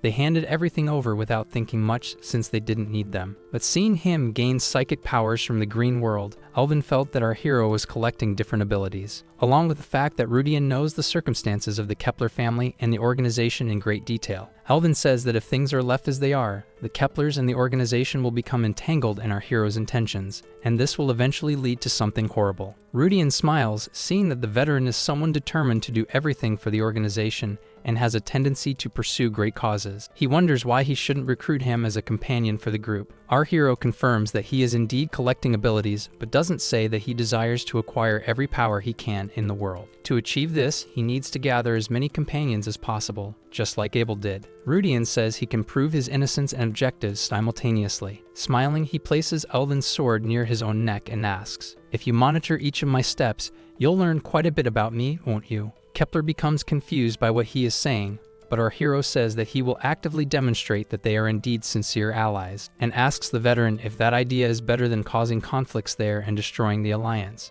Elvin accepts the proposal, while Rudian is happy to gain a reliable companion, but Arcadia comments if he doesn't mean a reliable slave. Kepler says he will monitor our hero completely, and if he finds anything suspicious, he won't let it slide. Rudian smiles, knowing that from his perspective, he also doesn't intend to let the veteran remain idle. However, our hero becomes tense when he sees that. Elvin is in his room, making Rudian wonder what is going on there. Elvin responds that he will be living in the dormitory too. Our hero questions if the dorms weren't meant for one person per room, but Kepler says there are no vacant rooms, and since they are big, he asks if it will be a problem to have two there. The noble says that Rudian's movements are at the basic level, and that he doesn't know how he awakened mana, but he can help him reduce the time to refine his fencing. Our hero asks if he can really do that, irritating Elvin, who responds that he's the greatest genius in the academy and questions if Rudian knows that. Rudian had forgotten about that because Maria is very admirable, but Kepler was a character who served as the intermediate boss of Chapter 1. He is really strong, our hero comments while looking at the veteran's status window. Rudian knows that thanks to the special status of psychic power,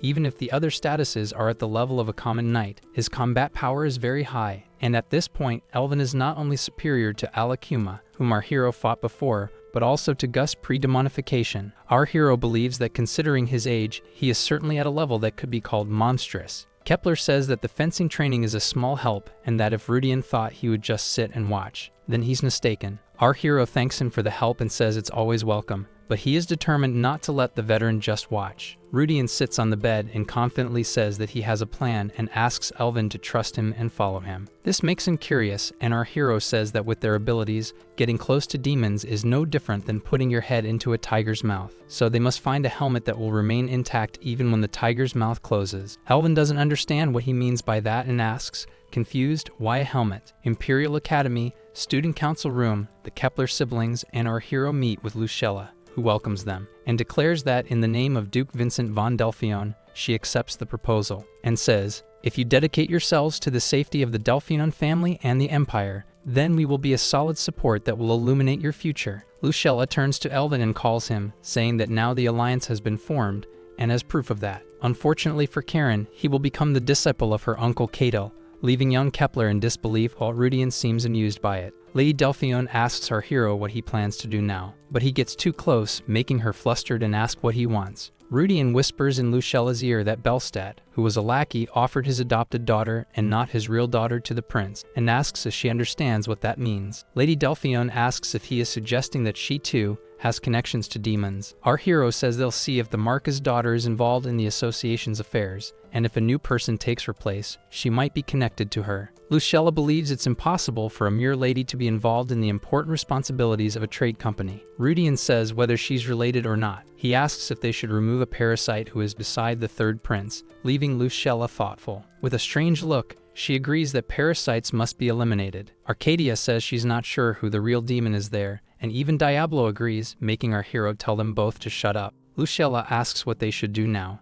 and Rudian says that demons have already infiltrated noble society and even the military, and that they need to force them to the surface. First, they need to cut the roots of the demons. Our hero says he's thinking of attacking a nearby dungeon to strengthen them, knowing that even though it's very difficult, it won't be impossible. Lucella is surprised to learn that something like that is so close to the capital. Rudian says that more precisely, it's in the capital, but he knows there are 3 there in the city, and 2 are unrelated to demons. Our hero says he will enter with Senior Elvin to clear the dungeon, with the objective of gaining experience, valuable items, and eliminating future threats, and that the place is perfect to begin. Catacomb of Ruin, a mausoleum in the capital's cemetery, a place with skeletons and zombies armed throughout the halls and corridors. Lucella laughs as she destroys the undead using a sword with fast strikes. Maria warns that there's a death knight ahead, making young Delphion excited for a worthy opponent, and saying there's also a skeletal mage. This makes young Kepler attack the creature with her powers and enthusiasm, leaving the 2 boys speechless. Elvin asks if they're there to gain experience, and Rudian replies that was the original plan. Our hero grows tense because something isn't right. There's something there he needs to obtain. Lucella gets confused by the dungeon information and tries to recall the topic. Rudian wonders if it's really that shocking to have one of those in the capital, but understands since the Delphion house manages the empire. But Lucella becomes truly excited, saying that it's very interesting information and that the dungeon must have formed from accumulated energy in the cemetery. Just like how the dead rise from battlefields, Rudian tries to explain, unsuccessfully. Lady Delphion asks to be taken along because she's been dying to cut something recently, and this is the perfect opportunity, and that she'll make sure to gather all the resources for a dungeon raid. Our hero remembers she prefers the sword over the pen. Rudian knows that if Lucella joins, things will be easier, but the item he wants can't be shared, and that will interfere with his plans. Elvin says many don't know, but young Delphion's skills are impressive, and that it will be a great advantage to have her, which makes our hero cry. Maria says that in that case she wants to go too, since she's been feeling rusty lately and it'll be good to stretch. This surprises Rudian. Lucella asks if she's going too. Young Kepler says she's been very stressed, making Delphion say it'll be a great chance to see psychic powers in action. Our hero becomes anxious, wondering if those 2 will really be able to handle that properly. In front of the catacombs to the north of Nevin, someone asks if that's a sufficient level of preparation. Rudian is surprised, thinking it looks very good. Lucella smiles excitedly, holding a bunch of magical and rare items, such as a mithril sword, a light magic artifact, a dimensional bag with water and food, and silver daggers. Our hero notices that instead of the giant sword, she brought a short sword, which is better for tight spaces and clearly shows she's no novice when it comes to dungeons. He asks if by any chance she knows a place where enchanted mana gold bars and artifacts can be sold. Lucella says that if they aren't stolen items, her house can buy a good quantity, and they can handle large quantities at once as well. This makes our hero happy, knowing that he might be able to sell the artifacts 80 found in Castley's secret vault, and that just one of them could be worth up to hundreds of gold coins. Lady Delphion says that the Kepler Merchant Company is not small, and asks if he is desperate for money and needs to sell artifacts. Rudian ends up without an answer to that question. In the end, he looks at the Kepler siblings, and Lucella says that she knew, declaring that they and our hero are not true allies. This surprises Maria and Elvin. Because of this, Lady Delphion approaches Rudian, saying that she trusts he will explain everything properly. However, this will be later, and now he needs to show the way, which puts our hero in a tight spot, thinking that she doesn't really need to believe him. Arcadia says that short lies are quickly discovered, while Rudian begins to lead the way. After entering the catacomb, Lucella starts to speak, saying that there is definitely a problem here, because in such a large place underground, there should be a caretaker. Our hero says that probably someone silenced him. This makes the young Delphion ask the informant to explain, and Rudian says that he doesn't know why the caretaker disappeared but knows that the place ended up like this. Many of those who perished in the wars are buried here, causing the place to accumulate grudges and negative thoughts easily, which is perfect for necromancers. Lucella asks if the culprit is a mage specialized in necromancy, but Rudian says no, and reveals that it is an entity from the underworld, which makes the young woman confused. Among the world of the 7 colors, Black symbolizes the underworld that governs death. There is an entity from that world in this place, which was summoned by demons, but Rudian knows that the creature was just abandoned there after being used. Our hero says that this being absorbs energy and raises the dead to expand the influence of the underworld. Lucella asks if he was really going to attack here with Elvin. Lady Delphion asks if he's sure he doesn't need to call the knights, and Rudian says he's sure, knowing that with Maria there's no reason to bring weak people. Lucella excitedly moves ahead, saying that such things need to be pruned before they rot. With a quick and strong strike from her short sword, the noblewoman disarms an armored zombie, and soon after she strikes again, hitting the undead creature's chest. That's a Death Knight who says that he won't close his eyes until he has his revenge, and won't rest until he does. However, Lucella interrupts him, saying she already destroyed those who tormented him, and quickly executes him. Rudian notes that she alone took down a powerful opponent with a combat power above 20,000 in just 3 hits, which makes him wonder if she's a monster. The young Delphion says excitedly that this is great, and she can feel the stress disappearing. Our hero also feels very good, but if it weren't for the cemetery setting, his heart would be beating much stronger. Rudian notices that there are many undead with the horde approaching. Lucella asks if it's quantity over quality, saying that it's getting boring not seeing any other Death Knights or skeleton mages. Maria steps forward and says she'll clear the way, and that since there doesn't seem to be anything important to pick up, she will finish off all of them at once. She closes her fist, activating her psychic powers, releasing a burst of light that throws the zombies and skeletons ahead, causing all of them to be slowly destroyed by the power of the ability. Lucella comments that this was like a large-scale magic sweeping everything, and asks if this is the true power of psychic ability. Maria says it wasn't anything special, but Lady Delphion gets excited, thinking it's incredible. Our hero sees this as a problem because in this way, the two will get almost everything by imperial law, although he doesn't mind losing one of them. However, the other, a sword, he absolutely needs to obtain. A huge noise echoes from a door further ahead. Elvin complains about this, while Maria comments that the underworld entity has a scream like a sheep. Lucella, excited by the powerful opponent, calls the young Kepler to go together, and she accepts. The two advance as if they were on a picnic, leaving the boys behind who ask, "And what about us?" The group enters a chamber full of bones on all sides. Young Delphion says she can't believe this place exists, and that she'll have a lot to investigate when she returns. Maria comments that it looks like a coliseum, and Lucella says it looks even more like one. But Rudian asks if she thought it looked more like a place for public executions. The noble confirms, and says those skeletons are not spectators, and maybe they are prisoners who were executed. A winged creature armed with a massive sword approaches from the top of the chamber, roaring at the group. "How did you know I was here?" Elvin is surprised by the creature he sees, and says that's Baphomet, a lackey of the king of the underworld. Maria says she suspected it because of the sheep's bleat, and her brother says this is a much bigger problem than he thought. Diablo laughs, saying the creature seems to have been injured while traveling through the dimensional gate. This makes Rudian question him, since it looks perfectly normal. The Demon King says that if it were normal,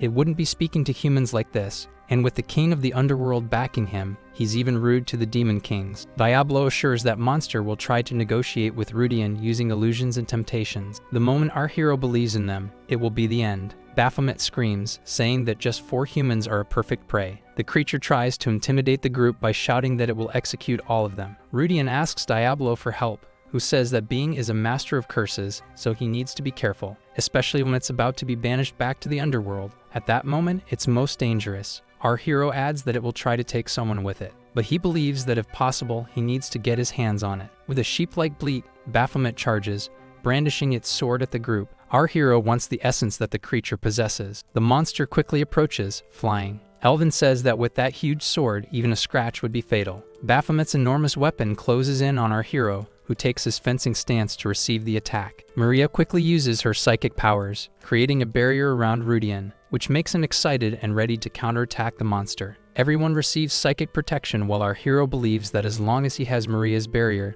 things will be easier. He takes on a new stance, confident that he can block the attack. Lucella and Elvin move into action, flanking the underworld entity, and with their swords, they manage to hit the monster's legs, making Baphomet scream in pain from the blows. Maria says that being isn't as impressive as she thought, but Rudian knows that she's actually just very strong. Our hero was planning to use Diablo's power if it were just him and Elvin fighting, but in this situation, maybe it won't be necessary. Seeing Baphomet's status window, Rudian is shocked to learn that the monster's original combat power is over 100,000 points. Maria compares the entity to demonized Gus, but notes that the enemy seems to be under heavy restriction and says it would be best to finish it off soon. She also notices the monster is protecting something and asks if it could be that. A strange black orb floating in the air, emanating energy from the underworld. This makes Rudian curious. Upon seeing the item, he's surprised and says that it wasn't in the original story, and that it doesn't seem to emit mana or spiritual energy, wondering what it could be. Maria comments that it doesn't matter what it is, they can figure it out after annihilating Baphomet. Our hero says he's glad they think alike. The entity tries to grab Elvin, who manages to immobilize the creature's hand using his psychic powers.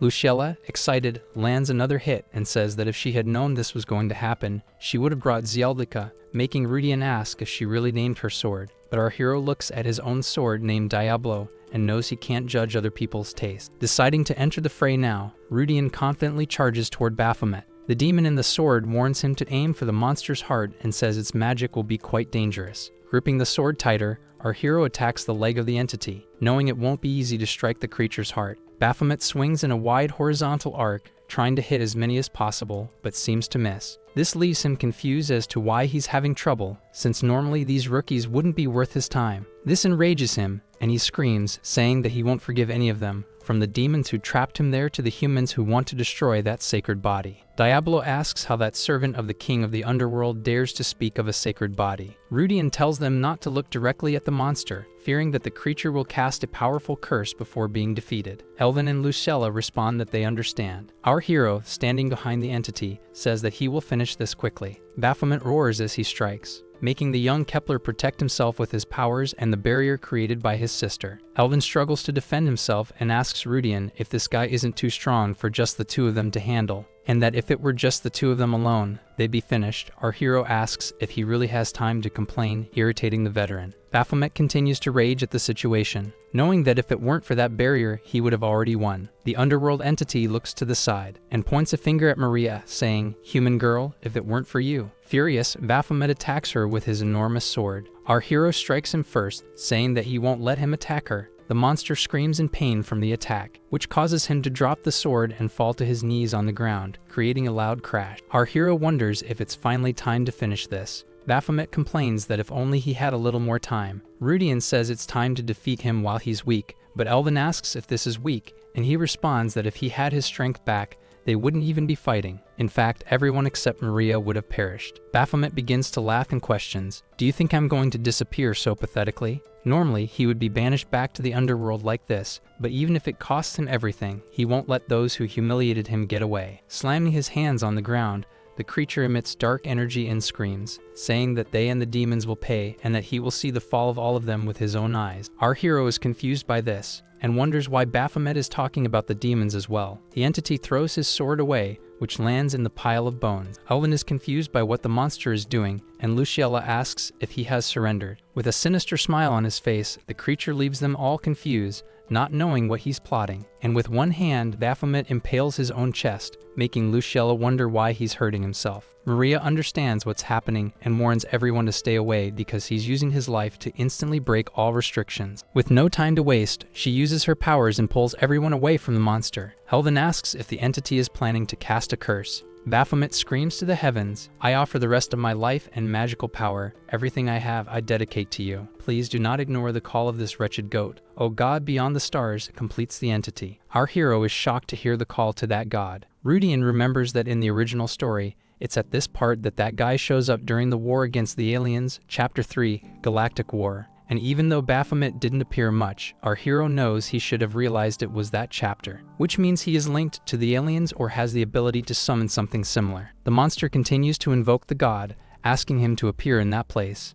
That strange sphere begins to emit more black energy, engulfing the entire area. Our hero realizes that they're in serious trouble now. Diablo comments, surprising Rudian, that this is dangerous, and that Baphomet is using tricks because he can't summon the king of the underworld there. Many gods of the planet exist in other planes, which is why it's hard to summon them, but judging by what's happening, Baphomet seems like he's going to succeed in summoning one of them. The demon says that the space entities don't care about the planet, so they'll destroy everything, and if they don't stop this, things will become a serious problem. Our hero becomes tense, knowing that if Diablo is saying it's a problem, then it will truly be terrible. Baphomet continues to summon the alien creature, asking for it to come into that place. Elvin comments that he has a bad feeling, and Lucella says that she has never felt such power before. Maria shouts, saying that they can't leave that orb alone and that she won't hold back anymore from this point forward. Our hero asks her to wait and says they need to deal with Baphomet, not the item, and that if they're not careful, the orb will cause a massive explosion.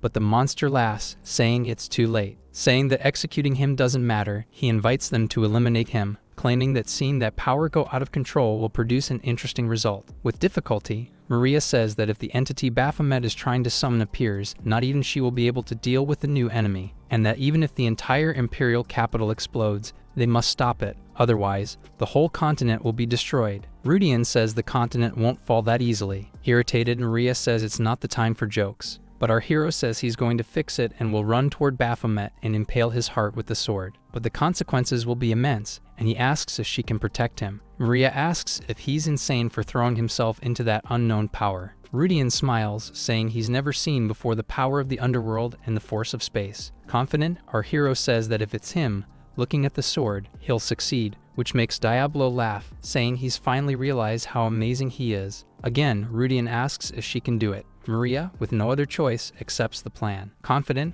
our hero starts approaching, saying he's ready. Rudian asks how much time he has, and Diablo informs him that his capacity has increased slightly, and he now has 1 minute and 30 seconds. Our hero says that will be enough, but asks if he really only gained those few extra seconds. The demon says that if he wants more, he should hurry up and become a sword master. Confident, he replies that he will certainly achieve it. Facing the situation, he says he just needs to wait a bit. Rudian, borrowing the demon's power, comments that whenever he does, he always feels like his life expectancy drops. Diablo replies that it's amazing to lose so little. Lucella is surprised to see the magical sword. Maria says, as expected, it's no ordinary sword, and her brother doesn't know how long he'll stay sane. This makes Lady Delphion ask if it's truly magical. Lucella asks if they knew all this time that Rudian had a magical sword, but Elvin doesn't know how to explain. Our hero finally attacks the monster, but Barrier stops him. Diablo comments that even at this point, Maria's protection should hold. Rudian changes the form of the strike and manages to break the barrier. Baphomet can't believe he destroyed that magical protection with a single attack, but the energy frightens him. Laughing, Diablo reveals himself to the underworld monster and asks, "You know it's me, don't you?" The creature is stunned to see who it is and says it saw him being sealed by the Archangel at the end of the war, which makes the demon realize that this monster is one of the old ones. Diablo asks if Baphomet was one of those near the seal, and says that's even more reason not to forgive him. A beam of demonic energy approaches the monster's neck, which screams in pain as it is pierced by the attack. Diablo laughs as he watches Baphomet suffer, ordering the monster to return to its dimension and greet the king of the underworld. The entity lets out a sheep-like scream of agony as it feels its life end. Little by little, Baphomet's body releases a massive amount of vapor as it dries up. Our hero grows concerned and wonders if this is okay, since even if Addis has the authority to absorb magical power, if Diablo takes a part of it, that could be bad. In the end, the monster vanishes into vapor and dark energy. The orb begins to shatter into many pieces, and soon falls to the ground, breaking into tiny shards. Rudian asks if it's finally over. Diablo says it's not done yet. That leaves our hero confused, and the demon says, "It looks like one particle remained." Tense, Rudian looks up. Elvin is stunned by what he sees, while Lucella asks what that thing is. An eye inside a mouth and a mouth below the eye watches the group. It was only part of a grotesque giant monster with gray skin, 2 heads, and several eyes and mouths all over its body. Our hero is confused by what he's seeing. The aliens from Chapter 2 were just tentacled cephalopods. Diablo says that creature wasn't what Baphomet really wanted to summon, which brings Rudian some relief, but the demon adds that something much more dangerous has appeared. This makes our hero genuinely anxious. He realizes they're screwed and wonders what they can do now. The summoned monster has a humanoid form and slowly begins to shrink in size and starts speaking in a very strange language. Neither Diablo nor our hero understands anything being said, but Arcadia says the creature is here for fun and, like the others, doesn't want to fight. This surprises Rudian, realizing he can understand, and the AI says it can translate. Our hero makes AD upset by saying that he looks like an alien and that they seem like cousins since a one-eyed tentacle monster is just like an alien. Rudian asks how she will translate if the others can't see him,